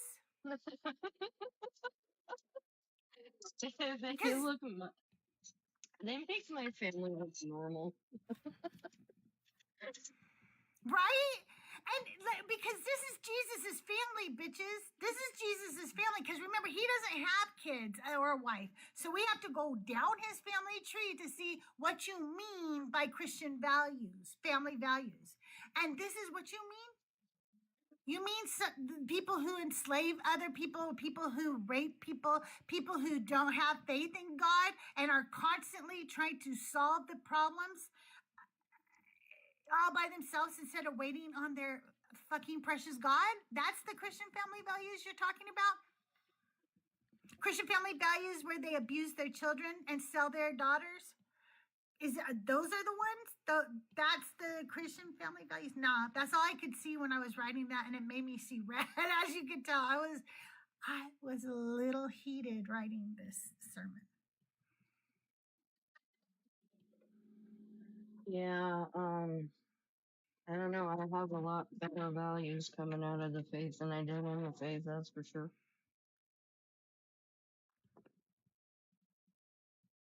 Oh, I just don't think Jesus is that into you. That's what I'm saying. I'm saying y'all love him, but he's not showing you that same love back. Right? It's a one-sided relationship, which makes it not a relationship. Parasocial relationship, if you really ask me. What, and even on a pagan perspective, right? Why does this God have such, what do you call it? That when you're, when codependency, why does this God have codependency issues? Right? Like, my gods are all like, figure it out. What do you want me to do about it? And then this guy is like, no, be dependent on me. Be dependent on me. Love me. Like, what is that? Abandonment anxiety. Oh my God. That explains so much, Nicholas. Like, do you understand that it is teaching Christians to be codependent, and that is why really Christians get angry that we don't believe, because they are that codependent that they need complete strangers to believe and think like they do, or they can't handle it because their God is so codependent. That is so wild. Oh my God. Exactly, because that's why they're always like, why are you trying to take Jesus from me? It's because they're panicking because they're taught to have a codependency issue with this God. Yes, Crash, you're right. And here's the thing, Michael. All your arguments are literal assumptions with no backup. I haven't been arguing with anybody because, you see that box? You still aren't in it, Michael. You're too scared. You don't actually believe in your Holy Spirit. When I was a Christian, I believed that if I came up and talked to a bunch of non-believers, the Holy Spirit would speak through me. It wouldn't even be me speaking. It would just be my voice. I would merely be the tool he was using in order to say what he needed to say. So I had no fear of coming up and talking to non-believers because it wouldn't even be me talking. But you, sir, you don't even believe in the Holy Spirit. So you sit down and chat to stay warm and cozy. There is a Michael. Michael, welcome to the show. Can I get your age for TikTok purposes? Oh, I'm 18. All right. And you're a Christian or a believer of the God of the Bible? Yeah. Okay. So the reason we're saying that God's not that into you, and we're speaking more specifically to women than anybody, is because there was a book written several years ago called He's Just Not That Into You. And it was written by a man who was telling women, look, these men are showing you all the signs that they're not that into you. They don't call you back. They don't, drive by your house. They don't do anything. And you are begging for their attention. And the God of the Bible is that way too. He's a dick. And then he wants us to love him. Wait, so how's he a dick again?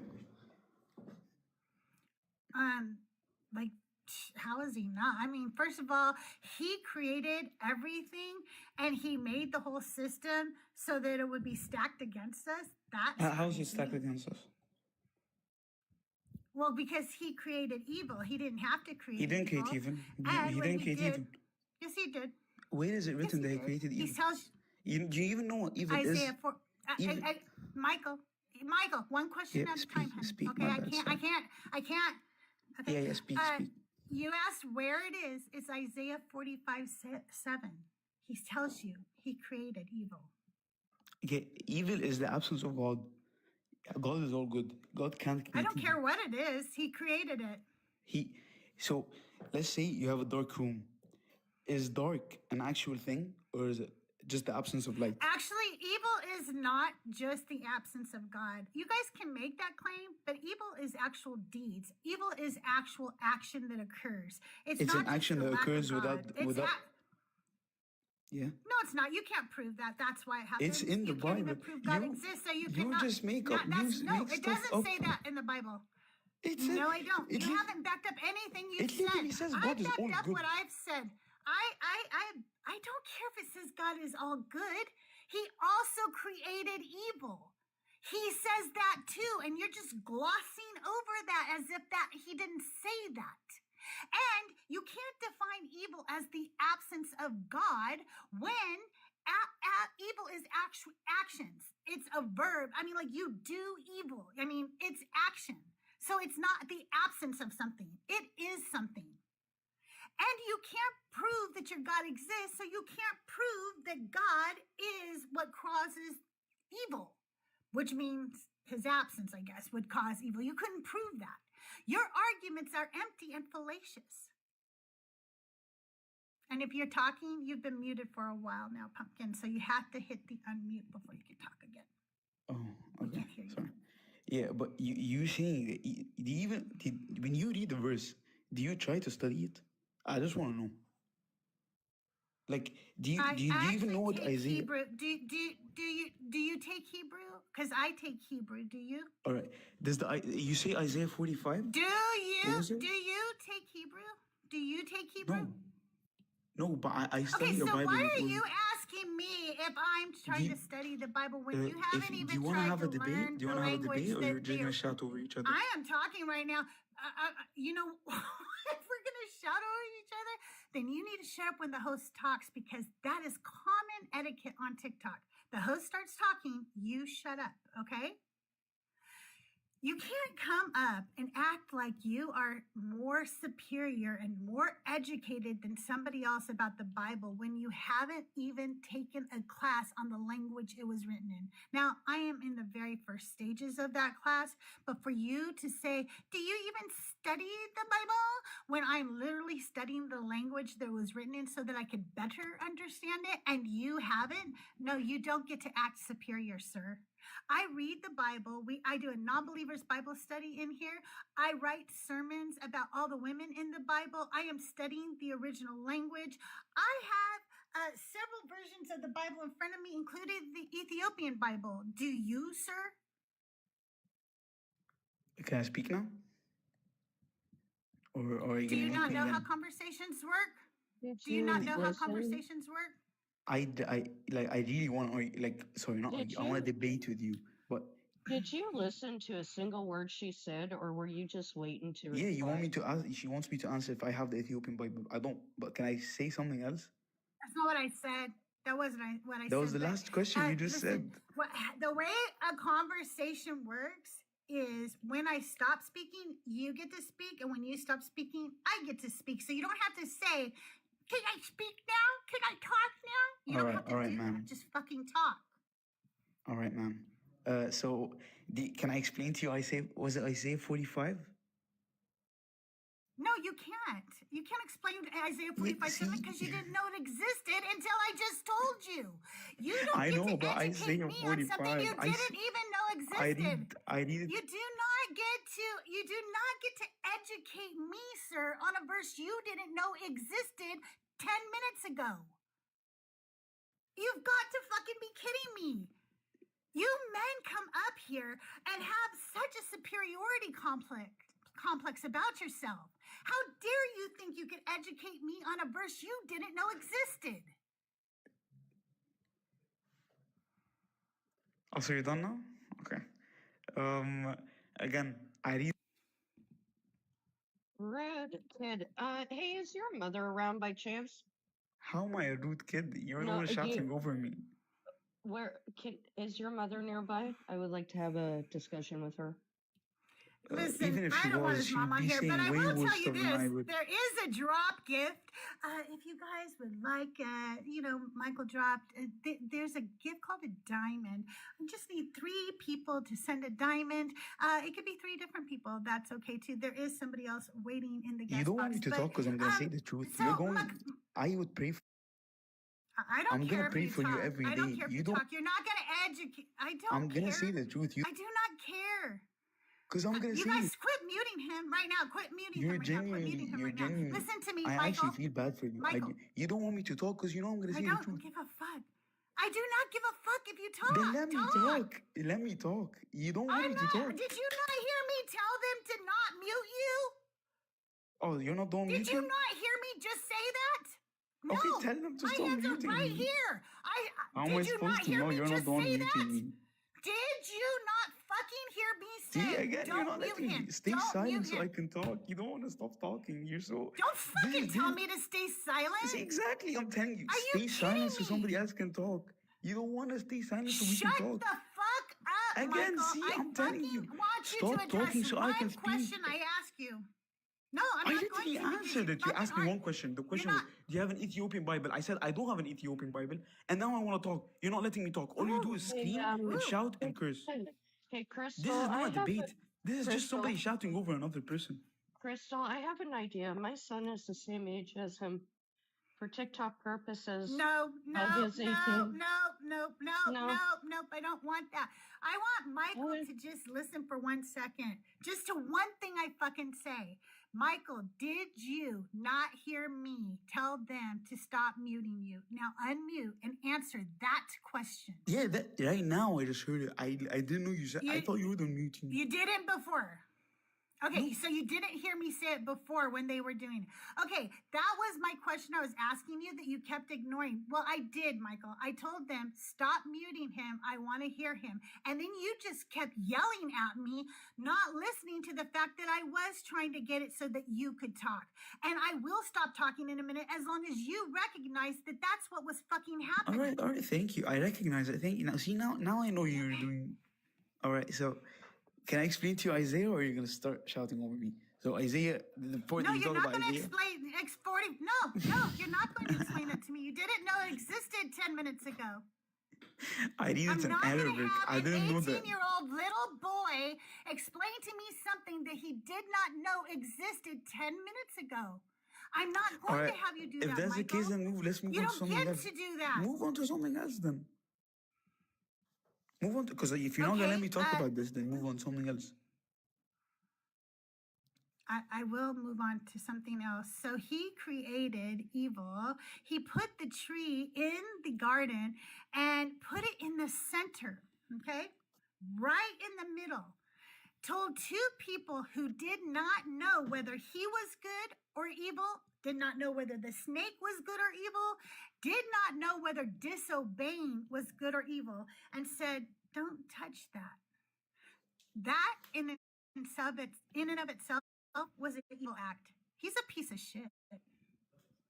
All right. Now, defend your God on anything. Right. When you're a child and your parent tells you not to do something, and you don't do what he tells you to do you think doing it is gonna have a good outcome or a bad outcome? When you are a toddler, you don't know what disobedience is. When you are a toddler, your parents don't put things, if they're smart, and say, here, don't touch this. Because as a parent, you go, this child does not know what disobedience is. This child doesn't know what right or wrong is. And this child doesn't know that this might hurt them. So I'm not going to put it near them. I'm going to put it far away and protect my child. But instead, God goes, not only am I going to put that right where you could reach it, I'm going to make it look beautiful, shiny, and delicious. And then I'm going to stick a snake in that garden to tempt you because I'm so fucking evil. And that's what he did. All right. So we concluded that like, if you're a child, now they weren't children though, they were grown adults. All right. No, So they if they were weren't. grown You have adults, no proof of that. No. One, it never says they were grown adults. Two, literally we don't know their age, but their mental capability was that of a child if they don't know right from wrong. If you don't know right from wrong, you are a child mentally. So sorry, sir, not adults. all right. Can you tell me what wrong in your definition is? Because wrong could mean evil, or wrong could mean like just doing something that is incorrect. Like for example, The tree was a knowledge of good and evil. The tree, they had no knowledge of good and evil. Okay. So they yeah, did not exactly. know disobedience was evil. They didn't know that the serpent was evil. They didn't know that God was good because they had no knowledge of good and evil. But free will means that like you can do whatever you want. And if, let's say God There's didn't no put. free will in Genesis. It doesn't say anything about free will, Pumpkin. So you don't have free will right Yeah, now. you can't bring free will. So you don't have free will right now. It's for you, but if you're a Christian, you don't have free will because God says that everything's predestined. Okay, just so you know. So do you have free will? I'm not a Christian, Pumpkin. It doesn't matter what I have. But you think Christianity Christians isn't and real, so people from everybody's the the same in Bible. yours. We're talking about an internal critique. We're talking about the biblical situation. We're talking about the Garden of Eden. They did not have free will. And you know how I know this? Because it says Jesus was the sacrifice before the foundation of the earth. In order for Jesus to be the future sacrifice, Adam and Eve had to eat the apple. There is no Jesus not the apple. There is no Jesus without them eating that piece of fruit. Go ahead, Vice. What did you want to say? I have to run and get ready for my live, but I Okay. love talking to you and Nick. I hope to see you there. Love you. All right. Love you. Bye. Have a good day. We'll be over in about an hour. Oh, I got to let my doggy out. Nick, you want to take over for a second? Yeah, absolutely. All right, guys, you know the drill. We got to 38.7. Let's get that to 48.7. Yes, I always do 10K over. So let's get to double tapping that screen. Let's keep sharing it out. I'd like to see that at least 150 shares. So share it out to your friends, even if you already shared it out. Share it out again. And as always, if you have no friends, no Discords, that's okay, because you can hit that copy link button 5 times, and that does also help boost the algorithm. Host does have gift goals, so if you have any spare coin, throw them to your Witcher, as well as the little hurt me. So when you send that hurt me button, if you click on that button again, it's going to come up with the team points. Make sure you are collecting your team points, because not only does it drive Crystal up on the stats, it also boosts that algorithm. So please make sure you are collecting those team points. Big win to everybody who has gifted so far. Thank you so much. It is helping towards getting Crystal a better system set up, so these lives can be even more boss than they already are, if you could imagine that. I don't know. That's too much power, I think, but anyways, in the meantime, guys, keep double tapping and sharing. Oh, are you back? Yeah. So you were talking Are you about. okay? Are you well? Are you okay? So yeah, we were talking about predestined. If you think that something is predestined, that doesn't change the fact that we had free will to do that predestined thing. No. So if God saw the future. You can't have free will if you're predestined. But like I said, God watching you move. That's a logical fallacy. You cannot have free will and be predestined. Hey, but you say that we're predestined, but like we're not really predestined. God can see the future and God knows what's gonna happen. The Bible says it's predestined. No, the Bible says that everything works towards the glory of God for those who are called according to his purpose. The Bible says in Romans that he creates some for destruction. The Bible tells you over and over and over again that all of this was pre-planned by God for God, according to his will. He never according tells to you his you will. have free will. Not one time in the whole Bible does he say you have free will. He says you don't have free will. We It's literally my have free will to do motherfucker. evil, That's right? what he says. What are you talking about? If that's the case, What? then if we... That's what God says. He never says that you don't have free will, and he never says that you're predestined. You're saying all that, but you're just assuming. Again, you're just assuming. I am not. I'm not assuming any of this.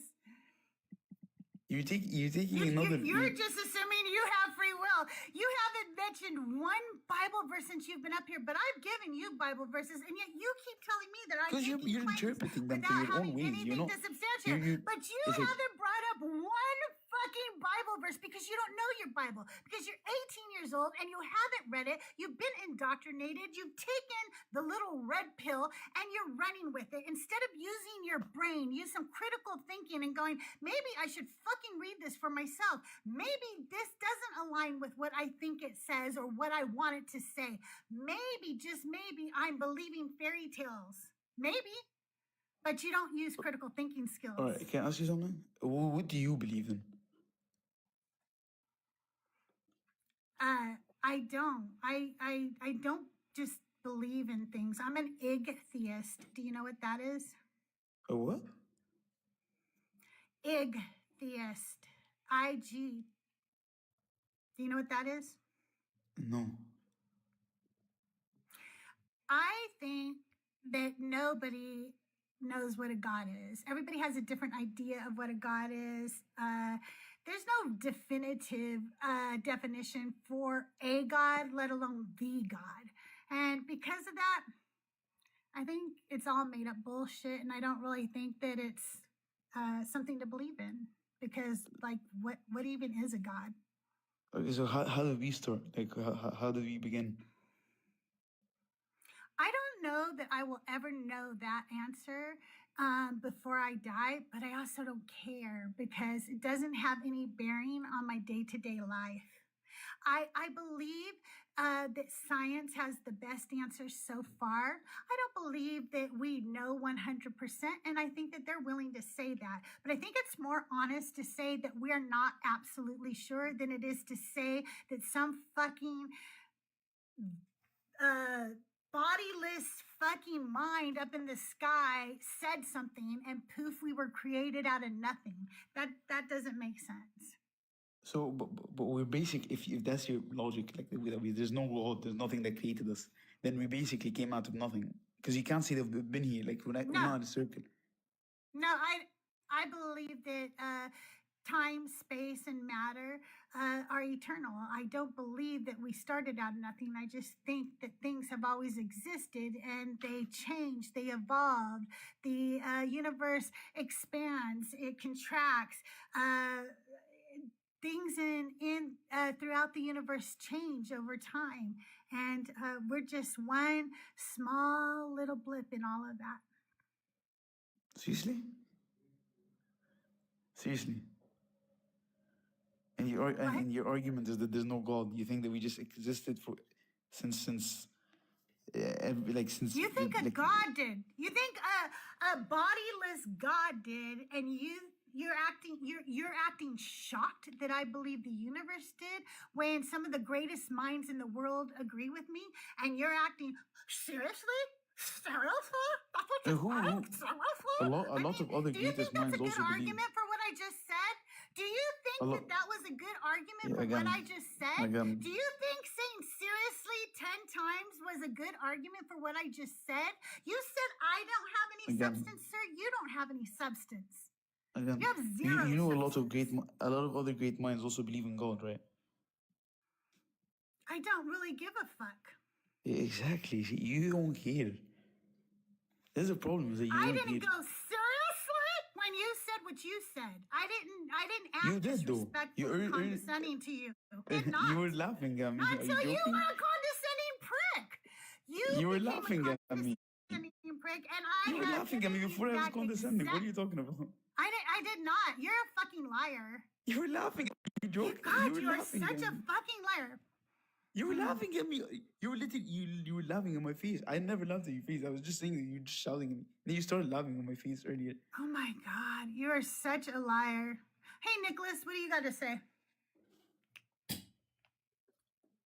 Look, Michael, I get it. I was 18 once. I also thought I knew everything about everything. But here's the thing. When you talk about things like being educated on the Bible, at 18, you can't possibly even begin to fathom the first thing when it comes to the Bible. You never studied the Hebrew.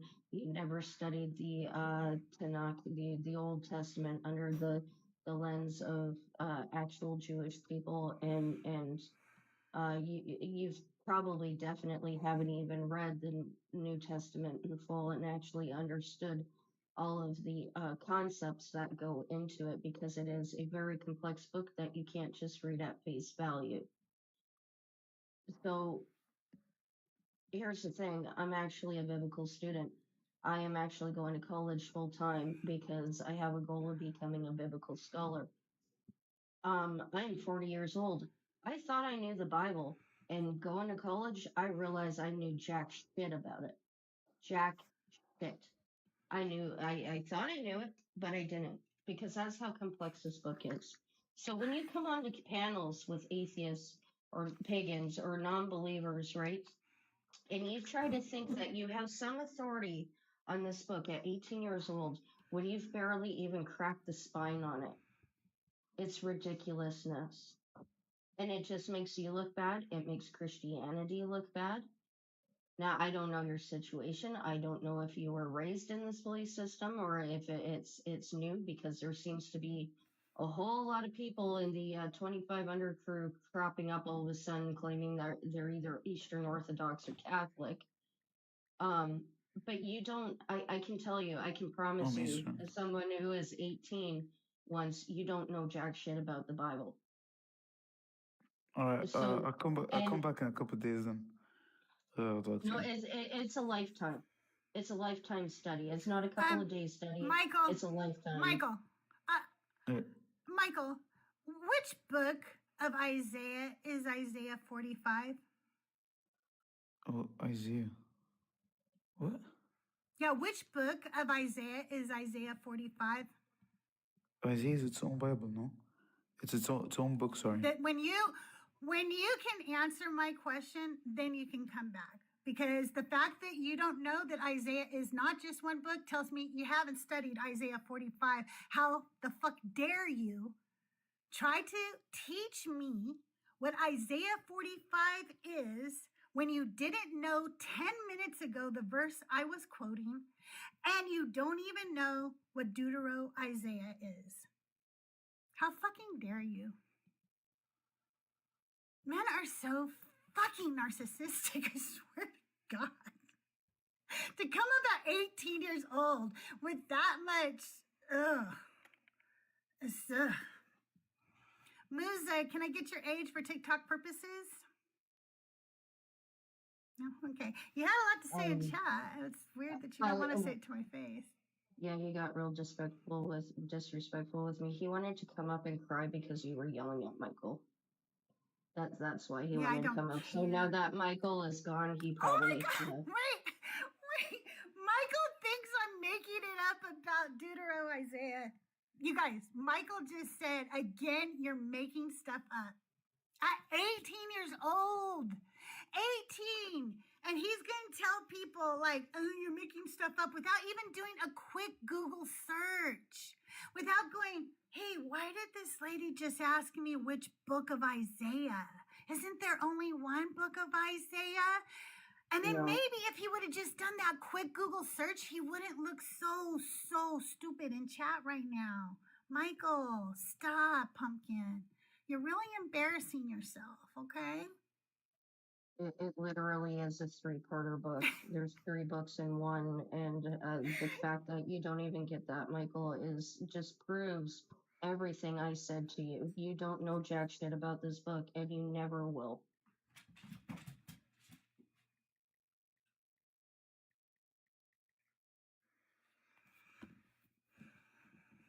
You mean I will tell you, Michael, I did. You know what, Michael? I just want you to know, when I was a Christian, I didn't know that either, and I didn't do it to just to like belittle somebody for not knowing something. I did it because you have so much arrogance, acting like you're so knowledgeable about this, but you don't know some of the most basic details. You did not know that God said in the Bible that He created evil, and you didn't know where it was. And even Christian apologists know where that is because they know to have an argument ready for that, okay? And you didn't know to have an argument ready for that. So that tells me you haven't studied this at all. And then to be asked about which book of Isaiah it was in, and for you to pretend like I just made that up, that tells me you haven't studied this at all. That you're a fake, you're a fraud. And that's something you have to live with yourself. Go look at yourself in the mirror and ask yourself, what is it about me that makes me want people to think that I'm smarter and more educated or more knowledgeable than I am? Because frankly, for me personally, Michael, I don't like to be the smartest person in the room. I much prefer to learn from others. That is why I often have some of the smartest motherfuckers in the world up on my panel, because oh, you know what, Gen Z? I was going to let you up till you told me to let you up. I don't take commands from people in my comments, so you can get the fuck out of my box. You could try another day and not make demands of me. I don't do that. Ooh, that's the fastest way to get me to not do something. And Michael, okay, fine. Cite your source, because I bet you it's Google AI, but cite your source. Go ahead. Because this is I don't actually, even care what Michael has to say. He's this so is actually, arrogant for 18 years old. yeah, this is actually scholarly consensus. And when you're in college, when you hit Isaiah, it's a huge in-depth thing because it is a 3-parter novel. So this is one of the first things you learn about Isaiah. So go off. I mean, like I said before, you're 18, you don't know jack shit about this book. The Gospel Coalition. Okay, that is that an evangelical thing? Rational faiths? No. Like, go get educated. Go apply for college. Go get an education. Did you? And I'll see Here's you the in thing, 5 to 7 Michael. years. Michael, here's the thing. Even though there are people who do not agree with the book being put in different parts, they still would have known what I was asking. And the fact that you didn't know is the proof that you haven't studied it. You don't have to believe it to have known what I said, okay? But you didn't know what I was saying because you haven't studied it. And then you're going to fucking try to educate me on it. When Pumpkin, I have studied it. That's why I knew that, okay? Like, I haven't studied all of Isaiah yet, don't get me wrong, and I'm not making claims that I did, because I don't do that either, okay? We're going through the Bible week after week, except this week and last week, because I've been kind of not feeling, myself lately. So, but next week on Thursday, we'll get back to the Bible. I have to figure out where we are, though. We're somewhere in Deuteronomy, I think. I can't remember. I know. I need a bookmark. I understand this. I actually shouldn't need one because there's a built-in bookmark in the Bible that I never use. I'm really bad at this. Okay, all right.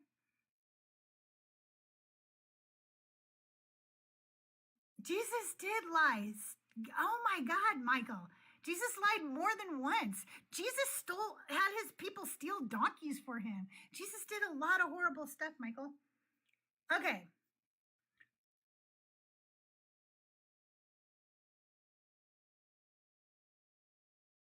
So they have run stylometric analysis on it too. Did you know that, Nicholas?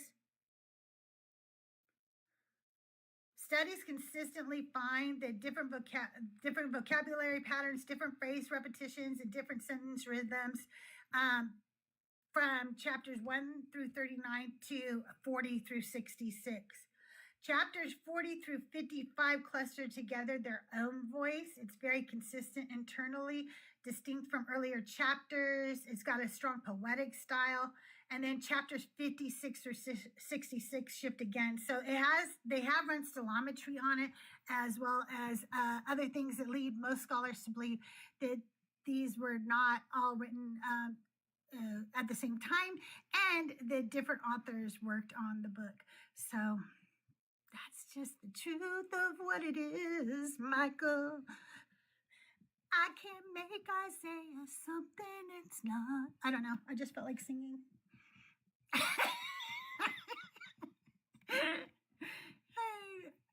I just can't do it. I'm sorry. Michael, there is no God, and luckily these people are listening to me, and I try my very hardest to speak the truth. Even when I'm wrong, like I often will correct myself if I find out I am wrong, or if I misquoted something, or I don't know. I do like to correct myself when I'm wrong.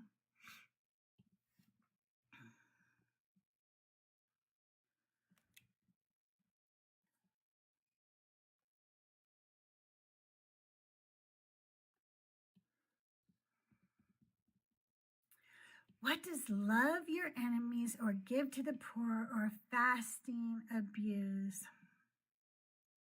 Nothing. He plagiarized from other fucking people. Who cares? Doesn't make him a good God either. A lot of other things he did that was abusive. All right. I'll try bringing you up. Hi, DeKiller. Can I get your age for TikTok purposes? Yeah, I'm 40. So. Are you a Christian or a believer of the God of the Bible? Not at all. But I do have a bit of a question about it. Okay. I did hear a joke about that with Cain and Abel. They killed like a quarter of the population. So I was trying to understand if that is a legitimate thing you can use, or at least Cain kills Abel, so I don't know who killed a quarter of the Oh, I see what you're saying. Because there was only 4 people who lived at that time, that's like a quarter. You're right. But here's the argument from the apologetics, okay? So as you know, Cain is removed and he's sent somewhere else, and there Cain finds a wife, right? And people say, but how could there have been other people? And that is because in Genesis, there is one version of, I don't remember, you'll have to read the 2 of them. In chapter 1 or 2, it says, that God created Adam and then he created Eve. But in another version, it says God created humankind. So what they say is, God created Adam and Eve. Yes, they were the first men and women, but they weren't the only ones God created at that time. He created other people, and that's where Cain went and got his wife from. Okay, well, I was just trying to figure out how that joke actually made any type of sense. That's what it did make sense though. It did. I do get where they got that from, because if you kill Abel, then you've killed a quarter of the population. So actually, yeah, true. Okay, well, thank you. I was just trying to figure out how that made sense. Hey, thank you very much. Okay, have a good day. You too. Bye, Inquisitor Bacon. Thanks for coming by. Hope you have a great day or evening or whatever it is, wherever you are. You guys, I'll be live for about 45 more minutes. My knee is doing okay so far, but I'm going to go get some lunch and ice it up after I'm done here.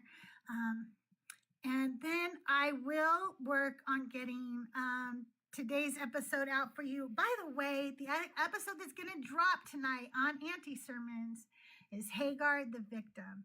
It's a really good episode, and it includes my song, You Saw It, and it's just a really good episode. You guys should listen to it. Every episode's a really good episode.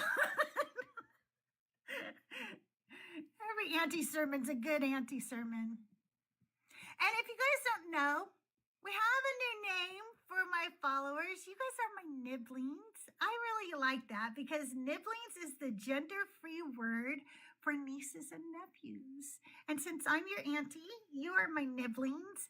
I do have new emoticons that Meeks was so fucking amazing. He made me the cutest nibblings emoticons, and I will get those. But I put some in the Discord already. I do not have them up over here, but I will get to it. I promise. They are so cute. No, we're not going to unmute Musa. If Musa did something to get muted, I trust my mods. I don't overrule my mods. He told me to I shut know the I love fuck up. nibblings. Yeah, he told Yeah. me to shut the fuck up when I was telling him to have some respect.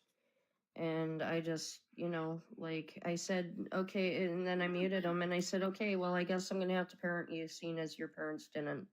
Like, I understand, but I don't understand at the same time. You younger generations and the way you talk to elders. I mean, if my mom caught me on the internet doing that, even at 40 years old, she would still beat my ass. So I don't know what your guys' issues are. I really don't, but it's got to stop. If you guys don't want to get yelled at by random people on the internet, then maybe you should take it up with your parents who should have yelled at you so you wouldn't end up in that situation to begin with. Here's the thing, Michael, he's not going to be unmuted. Whatever time that my mods put on that mute, that stands today. I back up my mods always. And I also just don't fucking take orders from 18-year-old men. I don't do that. I actually don't take orders from men. In case you haven't been listening to the live, if you want me to do something, do not have a man tell me what to do. It'll have the exact opposite effect on you. I just can't stand listening to men tell me what to do. You were getting shouted at and muted and talked over, Michael, because you weren't showing respect. Every time she talked, you were talking over her. And now you're going to claim that you were some kind of victim in the scenario. No, what she did was parent you, which, like I told your friend, if your parents did in the first place, you wouldn't be getting yelled at on the internet today. So he's not wrong. That's their skill issue, not ours. We raised our kids right. Like I said to Crystal earlier, my son is the same age as you, and he does not go on to panels and talk to women the way that you have today with Crystal. He doesn't show blatant disrespect. Michael, I don't care if it's a group bias. They're my group. These are my nibblings. These are my people. And so guess what? Of course there's going to be a bias for me, Michael. And you know what? Here's the thing, Michael. You couldn't even shut up long enough to listen to me explain to you that I was asking them to stop muting you so we could have a conversation. But because you're a little man, you thought, I'm going to shout down this woman because I'll be damned if a woman speaks over me.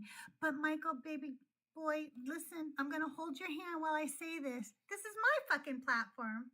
This is my fucking show. That's my fucking name up there. Not yours. Not yours, pumpkin. So the rules are mine. If you don't like it, go live yourself. Go do your own live. Go get your own followers. Go do your own thing. No, again, I was muting you because she was trying to get sentences out and you wouldn't let her speak because you have no respect. Again, you're not the victim. Stop trying to act like you are. But they have a persecution, fetish. Like, he has to feel like the poor little victim. As a matter of fact, at 18 years old, if some older lady had just fucking chewed my ass out on the internet, I'd have been gone and I'd have been mocking her with my friends already. I would not be crying in her chat room. That is not what I would be doing because I would have more of a life, right? I would be like, oh my God, fuck that lady. And I would go spend time with my friends and I would have a really good time and we'd laugh and it would be fun. But he literally has no life. So what he's doing is hanging out in here and crying. Cindy, don't tell me to stop cussing. That's fucking rude. Shut the fuck up. Quit being a bitch. The more you tell me not to do things, the more I do them. Okay? Don't be a little bitch. You stop yapping in my chat, bitch. I think don't. is that.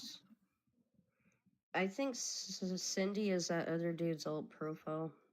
Is Musa. It's Yeah, Musa. that's Musa. That's Musa. Do you see? You do you see guys, how pathetic thanks you for the kids are? engagement. Do And all they do is give me engagement. All you Yep. do is help me. And I want to thank everybody for being here today. Thank you for the nearly 50,000 likes. Thank you for all the gifts. Also, if you want somebody permanently blocked, you could send me a galaxy and Nicholas will help me with that. They will block them. You just tell us who. But otherwise, I don't like to block people because they're giving me engagement. They're boosting me out into the FYP, into the algorithm, and I get it all for free because their egos, you know, I'm so weak.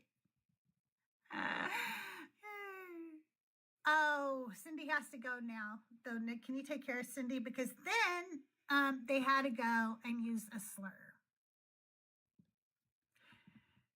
Had to go and use a slur. Michael, That's that's your your Christian friend. brother right there, Michael. That's your That's friend, your friend. Michael. You guys are such good little Christians. Good little Christians. Literally, Michael, that's your friend. Your friend just used a slur. Right. And you want to call yourselves Christians. What are you doing? What are you doing with your life? You think He's not Christian. You just they are Christians by Did you see that? I know. He Just a minute previously ago, was he like, was a Christian. he was like, no, that's Yes, not he so is. and so, and now it's not Musa, but you're like, he's not Christian. How do you know that Cindy was a heathen? Then Cindy like, you're already such a told liar. us that he was Musa. Cindy already said he was Musa. He literally said it. Read back in comments, Michael. He admitted that it was him. Michael, he already said. You just missed it because you're so dumb. I can't take it. You guys, I'll be live for just over a half hour here, and I guess what we're gonna do is just mock Michael that entire time. So if you also would like to mock Michael, just join in the chat or do that over on YouTube. Hello, everybody on YouTube. I think I'm up over on the Deconstruction Junction too. I'm sorry, we're just waiting for people today. I don't really want to change my background because I'm enjoying running this background lately. Nobody really runs it. It's very original to me. And it's a good conversation starter, and it has a good beat. What? I'm sorry, I was. Anyway, you guys, make sure that you are subscribed to my YouTube channel. Make sure you're following me over here on YouTube, and then go listen to Auntie Sermons, the podcast, AUNTIE. I'm your Auntie Crystal, and I decenter men, and we ask the women of the Bible to step forward and tell us their stories, right? So go listen to it today. It's really good. Hey, thank you. How are you, Jess? Good to see you.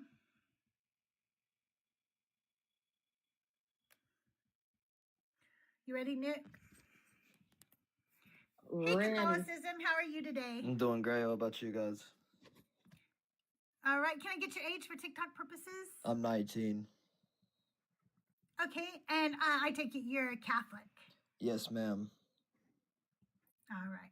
So today we're talking about how God's not that into you, and we are talking about the Bible. We're not talking about outside of scripture or anything like that.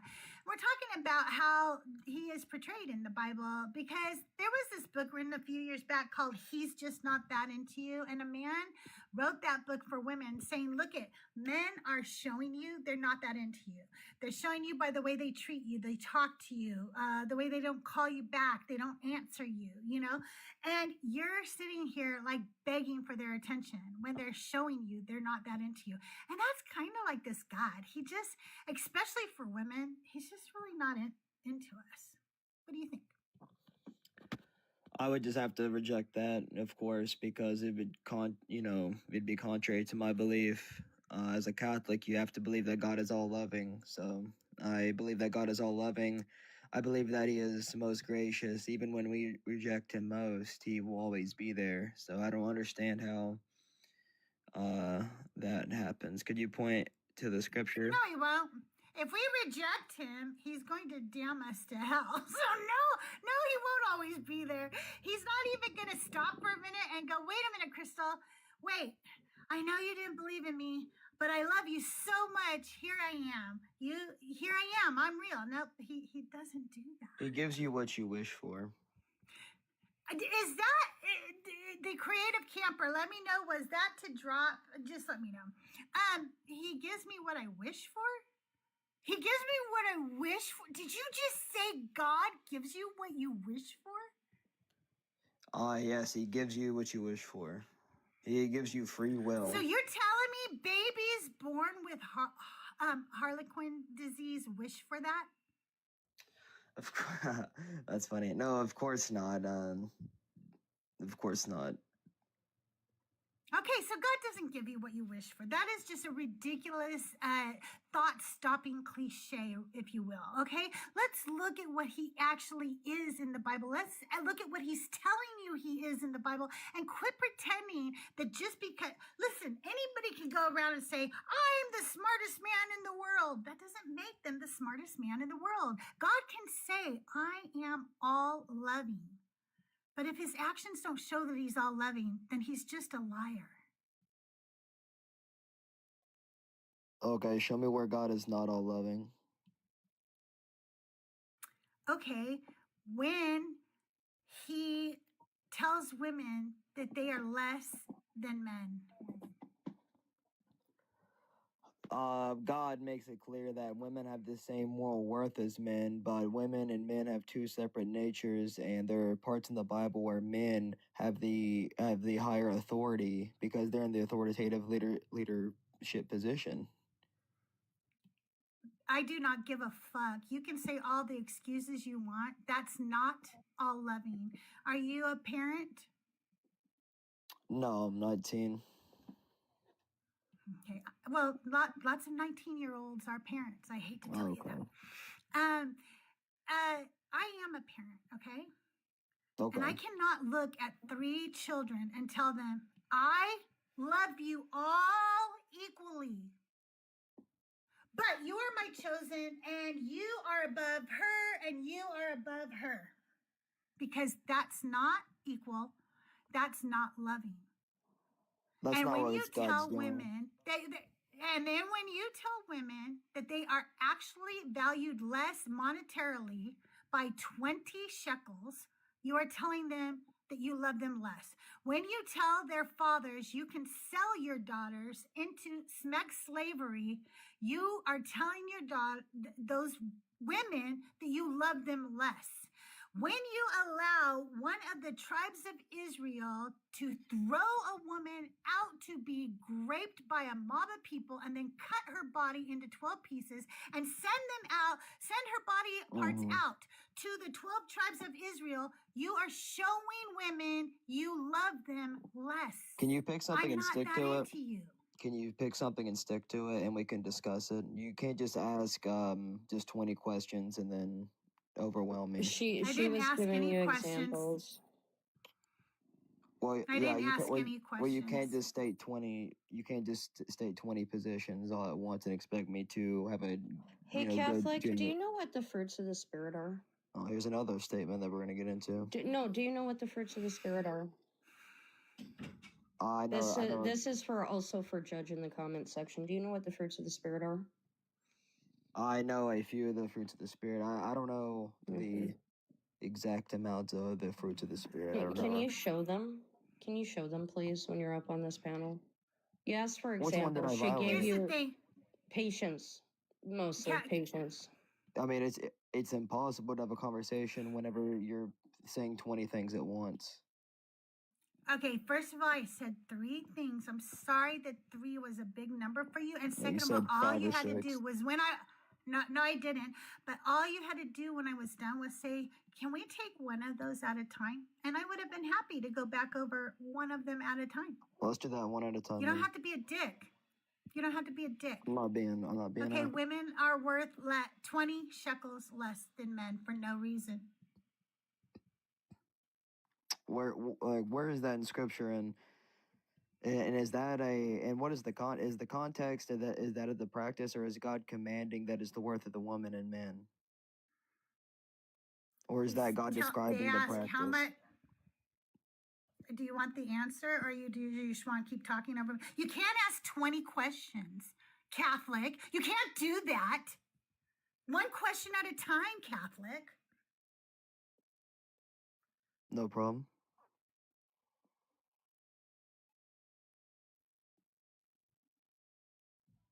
Can I ask, are you recently Catholic? Yes. Okay, can you maybe answer me this? Can you tell me why there is a massive amount of the 25 under crew that is either suddenly converting to Catholicism or Eastern Orthodoxy? Is there a specific person you guys are following on the internet that started this? Jay Dyer and Nick Fuentes. Nick Fuentes, you have got to be shitting me. The biggest piece of shit on... Okay, you know what? Never mind. What was that first name again? Trent Horn. Oh, Jay Dyer. Great. Let's move on. Let's move on. I don't want to keep repeating that fucking asshole's name on my show. Okay, you could replay it later, or I'll tell you later. Oh, he left? He left. He ran. Thank you, Devil. Baby ran. Well, here you go. Let me give the proof that he said I didn't have, or whatever that he was complaining about. Leviticus 27, 3 and 4. And thy estimation shall be of the male from 20 years old, even unto 60 years old. Even thy estimation shall be 50 shekels of silver. Then in Leviticus 27, 4, and if it be a female, then thy estimation shall be 30 shekels. Thus saith the Lord. And if you can't handle that I cuss, get the fuck out of my life, because I don't censor myself for you. Okay? Hey, Judge, welcome to the show. I don't think you're really welcome. I don't think at all. I think you're a heretic, and I think you're just a hateful person. Oh, I don't give a fuck. You don't even let me ask how old you are, if you're a Christian. Go suck your own dick, Judge, but not here, not on my stage, okay? I do not pander to these misogynists. Let's play a song for them, though. Imagine being a grown-ass man going on a women's panel crying. I think you're a big old meanie. You're such a meanie. I don't think you really do like me. You're not happy I'm here. All right, let me find it. Hang on 1 second. Do your balls hang low? Do they wobble to and fro? While she's looking for that, guys, let's keep double tapping in that screen. We're almost to the share goal of 150. We only need 20 more, so let's keep sharing the live out. 5 friends or more into your Discords, and if you have no friends and no Discords, that's okay. Just hit that copy link button 5 times. Let's get that to 150. We're sitting at 51.9K. Let's get that up to 61.9K. And as always, don't forget the gift goals. They are going towards helping Crystal get a better setup so these lives can be even more epic than they already are. Here's for all the guys out there. I love you, Judge. I love you, Michael, Musa, to all of the guys. Miss me, now you gotta kiss me. You're up my sentence, call it just a thought. Say you love strong women till you get caught. Oh, it died. I thought if I plugged it in, it wouldn't die. Anyway, if you want to hear that song, the rest of that song, go listen to my album Ex Parte everywhere you stream. That was Miss Me with that misogyny. Sorry about that. I thought if I plugged it in, it wouldn't die, but it did. Oh, thank you for all of the octopi, octopuses, octopussy. What? I don't know. The octavagina. I don't know, but thank you for them. They're so cute and they match my headphones, so I like them.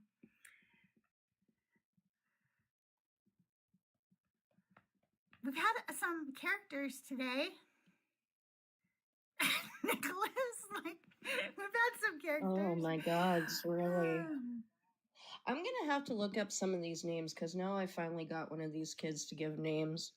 I only know one out of the three, so I'm gonna have to do some research because yeah, this is becoming an epidemic. The 25 and under crew, and they're not even because you guys know that I talk to 2 archbishops on the daily, and one of those archbishops, he talks to an Eastern Orthodox priest, and they're like, these kids don't even know what they're talking about. They are definitely not Catholic. They are not Eastern Orthodox. Like, we don't know where, because they've got this, they claim Catholic, but they've got this sense of evangelicalism to them, which is the confusing part. And I'm like, well, I'm going to start asking them, who are they listening to, where this is centering from, because there is like an epidemic right now. So just go Google who the red pills listen to. They'll give you a whole list. It will tell you everybody they listen to. And it's the red pills. This goes back to parents. Fucking monitor what your kids are watching on the internet. Please. They like it. They like it, Nick. The parents are into this. They think that their boys are listening to good, strong alpha males. Who was that one mom on TikTok? She was a Christian woman. She made a video. I can't remember who it was, but she found out that her son was listening to Nick and people like Nick, and she lost her shit. She like shut off the internet. She had some major words with her son. Like, wow. That's what parents need to be fucking doing. Oh yeah, definitely. You know, just make sure your kids get educated, because that was the beginning of my deconstruction, was my son really getting educated and coming home and helping educate his old mom. Mom, you should not be this conservative. This is not healthy. No, I'm not conservative at all. No, Telos, you're not coming up. Telos, you guys, Telos is such a joke. Okay, Telos came up on my live a few weeks ago. And Christina from Girls Gone Godless, the podcast. If you guys haven't listened to Girls Gone Godless, go listen to that podcast. I'm on there. Anyway, and she said to Telos, have you ever read the Bible from a woman's point of view? And then he continued to argue with this, you know, on every little point we were pretending that he came up in good faith to try to like learn, you know? And then he said, and then I said, listen, you know, Christina asked you like to listen to this, or to, you know, try to understand this from a woman's point of view. And you haven't. You've called us heretics. You treated us like shit. You haven't tried at all to listen to it from a woman's point of view. And he goes, you're right. But have you ever looked at it from a man's point of view? And I just went, what the fuck are you talking about? The Bible is written from a man's point of view, you fucking idiot. Hey, Russell, good to see you. I hope you're having a good day. I don't know what the fuck you're talking about. So I make this video where he does that, right? And I post it up, and he literally screen recorded the video I made and then posted it on his page as if it proved something bad about me. My video mocking him, he screen recorded and put on his page. And people have even gone by his page and said, what the fuck is this supposed to prove right now? Like, what are you doing? And then, oh, I'm sorry, it gets better. Then Telos went on Minnie Kwan's live and told Minnie Kwan and everybody that I apologized and that he and I are friends now. And so they called me over to the room because they wanted me to face him. And they were like, is it true? Did you apologize? And I'm like, I'm trying to figure out what was going on. I'm like, what? Why am I here? You know? And when I started to come off mic to say like, fuck no, I didn't apologize. What the fuck? He ran. He ran away. And now he's requesting up on my life. That is like, how do these men have this much nerve? Like, where do you get the cojones to do all of this? Do you have, like, is there no shame in them at all? It's so weird. You're a weirdo. Tell us. Everything I just described is very weird. It's not normal behavior. I don't know why you would screen record a video that makes you look bad and post it on your page without tagging me. I noticed that you didn't tag me. And then somehow think that made you look good and then tell everybody that I apologized. For what? What would I apologize for? For calling you out on your misogyny? Please. I would never apologize for that. It is entitlement, Nini. It is. It's fucking total entitlement. Hey, Kyle, good to see you. Is he by chance the under 25 crew? Out of curiosity. He might be. He might be. I don't know. I don't remember his age, to be honest with you. No, silly goose. He did not record the apology. They were like, I never get dragged into lives, okay? Like, nobody ever pulls me up except Mama Vash does. Like, when she sees that I, like when she goes live or something, she'll request me up or whatever. But I don't normally. So I was like, uh-oh, am I in some trouble? Did I do something wrong? And I'm like, why am I here? Because I kind of got scared. I was like, wait, did I do something? And Quan's like, no, Crystal, I just want you to know. This guy said that you apologize and that you are friends now. That is wild. Now, I won't say I don't ever apologize. Because if I'm wrong about something, I will apologize. But what would I have to be wrong about? That you're a fucking misogynist when you clearly are a misogynist? Oh, I don't have a chessboard in front of me. I blame you, so I can't do the chess. And I'm not good at picturing a chessboard in my head. But I'll have to look at what your chess moves are later. You're just playing chess by yourself in the chat? Are you playing with yourself? Wait, Are you playing with yourself in the chat? We should be writing this down in case he's like a professional and we could be like winning some games here. Like screenshot that shit just to see if it actually works. Like, damn. We could be looking at the next Bobby Fischer, y'all. Like, come on. We could. I have a funny story about that. You want to know? Okay, my kids played chess. I was a chess coach for many years, actually, to kids, because I'm not a chess coach like for actual people who play chess, okay? I was a coach for little kids to teach them the basics of chess so that they could learn from better players later, okay? So, our little team went on to the Super Nationals in Kansas City, which was huge. I mean, there were so many grandmasters there and masters of chess and stuff. It was crazy, okay? And this is back in the late 90s, okay? Early 2000s, maybe early 2000s, okay? So, everybody knew who Bobby Fischer was. There was a movie that had come out, within that time called Searching for Bobby Fischer, right?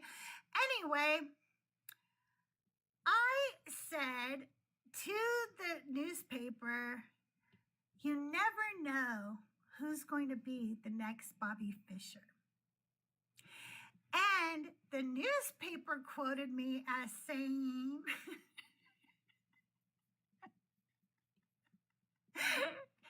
that Bobby Fischer is the kid to beat. Wow, what? And I was so embarrassed. I was like, oh my God, this went out to my whole hometown, which was a small town, but that made it worse because it was like, Crystal doesn't know who fucking Bobby Fischer is. How does she fucking not know that he's not a kid or whatever? And I just felt like, I'm like, oh my God. Oh my God. Oh no. I did not say Bobby Fischer is a kid to beat. And we still joke. I think I have that clipping somewhere actually because it was pretty funny. That's hilarious. It was just the person who was interviewing me had no fucking idea about no what chess was. idea. I actually have a really cool hat for any. I blame you if you do really like chess. I have a really cool hat signed by Yasser Serwan, who is a grandmaster, and just actually he was a lovely person to me. Okay, he was at that tournament. And there was a woman who hated me, whose son was in the same chess thing as my kid, you know? And she hated me because she was jealous of my son. She was just jealous. My son was older than her son. I don't know why, but she compared her son to my son all the time. And she wanted her son to be as good as my son. I don't know why. It was a weird thing, a weird attachment she had. But because of it, I ended up hating her because I was like, you're such a fucking bitch. Like, I can't, like, I don't know why you're like so weirdly jealous of my son. You're a weirdo, right? But anyway, she was in line in front of me to get something signed by Yasser Serwan. And he's a grandmaster in chess, if you guys don't know. And her son's name, we'll say her son's name was Stanley, okay? She goes, she walks up to this grandmaster in chess, and she goes, Stanley is having some really hard times with his end games or whatever. And in my mind, I'm thinking, Yasser Serwan does not know who Stanley is. Like, he doesn't know who you're referring to because there's no kid around her or anything. She just walks up and says this to him. And I'm thinking, this is a really weird way to start a conversation with a grandmaster. And while I'm sitting there listening to her conversation, I think, I want to do something really cool that will piss her. I don't know why. I'm just so passive aggressive, you guys. I'm like, I want to do something really cool that'll piss her off when I get my turn to go up there because I know she's going to hang around to listen to whatever I say to him, right? So she's going on and on about Stanley, and Yasser Serwan's like, okay, did you like want me to sign something or whatever? Like, he's like, I don't know, you know, you could, here's, I have some books, like you can buy my books, you know. He felt very uncomfortable, you could tell. And then he signed whatever it was. And then I walked up to him and I said, can you sign this hat to my worthy opponent? And he signed my hat to my worthy opponent, Yasser Serwan. And I have a hat signed by a grandmaster in chess that says to my worthy opponent. That's fucking amazing. And it really pissed her off. Like, she was so, like, you could tell, like, for some reason that, like, that really made her mad. Because I said that, of course, he and I sat there and talked for a few minutes and laughed and had, like, a really great conversation.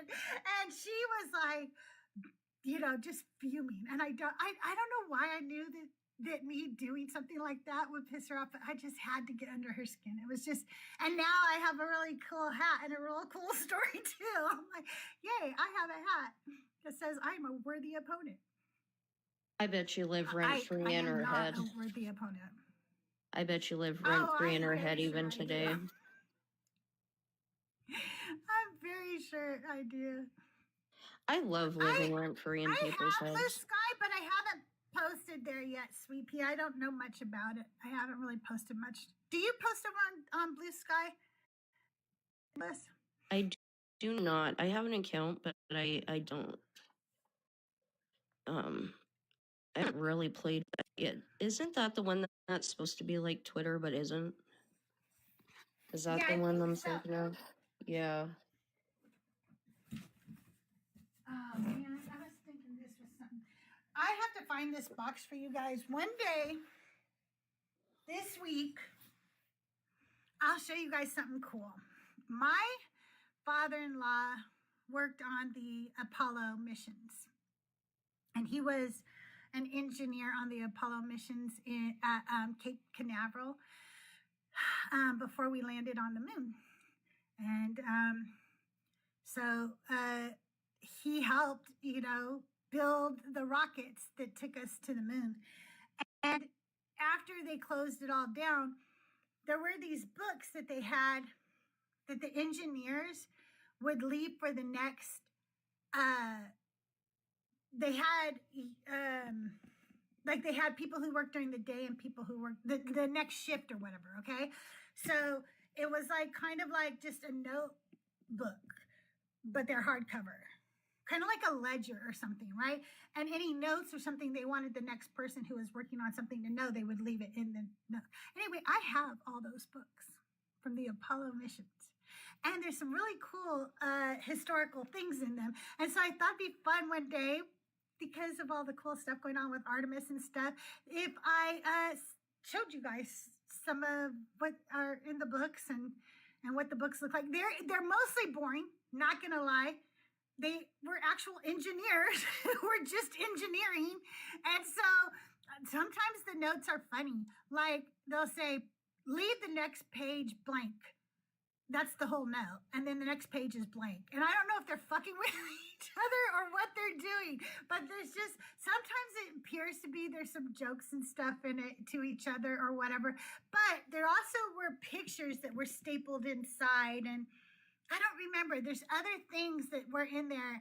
And so there are some cool things. And just the fact that even if a lot of it is just kind of boring, math or engineering shit or whatever, it's to me, a really cool part of history. And it is one of the reasons I get really fucking upset with flat earthers and people who deny NASA and space exploration, because when you do that, you're not just denying the astronauts, you're denying all of the thousands of people who worked on these missions, whose life goals, who took time away from their families to do this, who sacrificed things that you'll never know about to do this. And when you negate it, you're negating the family, my family. Doug worked on the space shuttle. He actually is the one who designed the drag chute mechanism on the space shuttle. Whenever you see a video of that chute coming out when the shuttle lands, my husband designed that. That's my husband. And, my father worked on the stealth bomber. And so whenever they do a flyover, that's my dad's designs that I get to see. And so when I think about the Apollo missions, I think about my father-in-law, Gordon, and how much work he did and all the engineers. And that's why I get a little passionate when people deny space and deny space exploration. It really, you're just denying actual human accomplishments and their lives. And I hate it. But I'll show those to you this week. I think they're just in the closet over here. I thought I had pulled the box out, but it was a box of my children's baby stuff. So I was like, I don't think you guys want to see a dinosaur baby blanket that has no meaning to anybody but me. I don't think that you guys really care about that. But I will look, however, for the books. I am not going to bring up another visitor today. If you're in the guest box, I will be tomorrow we have Hebrew class, but I might go live after we're done with Hebrew class because I'm trying to just ease my way back into going live regularly again. And so I might be live again tomorrow. If not, I will see you on Monday. I will be dropping the podcast later today. Hagar, the Victim, will be the episode. So make sure you check that out. You guys, thank you so much for being here. Thank you for all the likes, shares, the conversation. Thank you for making me cry, because y'all did, because y'all sweet. I really love you guys, and this was really hard for me today, and having all of you here and being so supportive of me when I was just, not feeling well, having a lot of, anxiety and stuff, I knew I would feel better. I knew that if I would just do it, you guys would help me feel better. And I really appreciate all of you because you did make me feel better. No, Crystal's not homeless. What the I fuck? don't know What was she talking about where you would think she was homeless? Where did you get that from? No, I'm not. And being homeless is not a joke. And, but I'm not laughing about that. But no, I'm not homeless. I don't know why that conversation would make you think that, but yeah, I find what it did I weird say? that- There was brain rot. The brain rot, I guess I assumed. So somehow, if you think I'm stupid, that would make homeless sitting in a big leather chair. I'm homeless sitting in a big leather chair, y'all. on a computer. And I guess, on a computer. On YouTube. On TikTok. That's so yeah, wild. that's wild. And how weird that you assume that people who are homeless are stupid. You're a fucking weirdo and a fucking classist. So, Yeah, you public libraries yes, in a public library where I talk this loud, I cuss, I sing, public libraries would put up with this. Yeah. Okay, Pumpkin. You tell yourself anything that helps you sleep at night, okay? Public libraries their computers aren't set up for live streaming. Like, what are you even talking about right now? Like, nothing. He has nothing. So he was like, damn it, I thought that was such a good insult. And then they called me out on it, and now I've got to come up with reasons why it was still like a good insult. Oh my God. Actually, there are. You're right. There actually are a lot of obese homeless, but Just so you guys know, because calling me homeless didn't insult me the way he thought he was, now he's going to insult me because I'm obese. You have no idea who I am. And the fact that you are fat phobic is, again, a you issue, Pumpkin. Fat people exist in the world. Get over it. Get over it. Okay? You're not Christian. I have to put up with you, and you're stupid. And that sucks. I think being stupid is far worse than being fat. Oh. Because you choose to be ignorant. Ooh, I think devil. that somebody wants a permit. Thank you, devil. If you were looking for something for that, tell me what I'm supposed to do. Do I need to ban somebody? What do I need to do?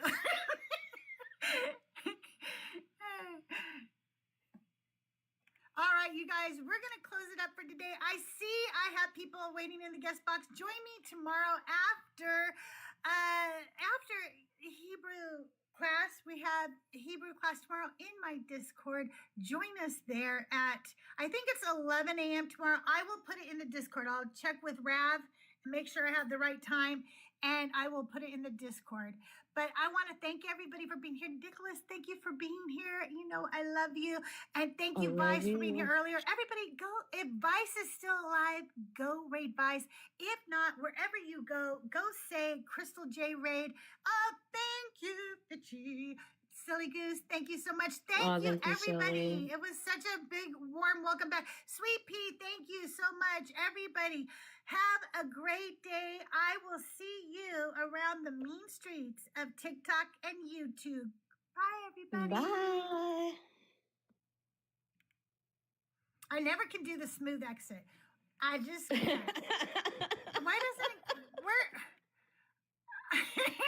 Okay, we'll try that again. I will see you around the mean streets of YouTube and TikTok. Bye, everybody.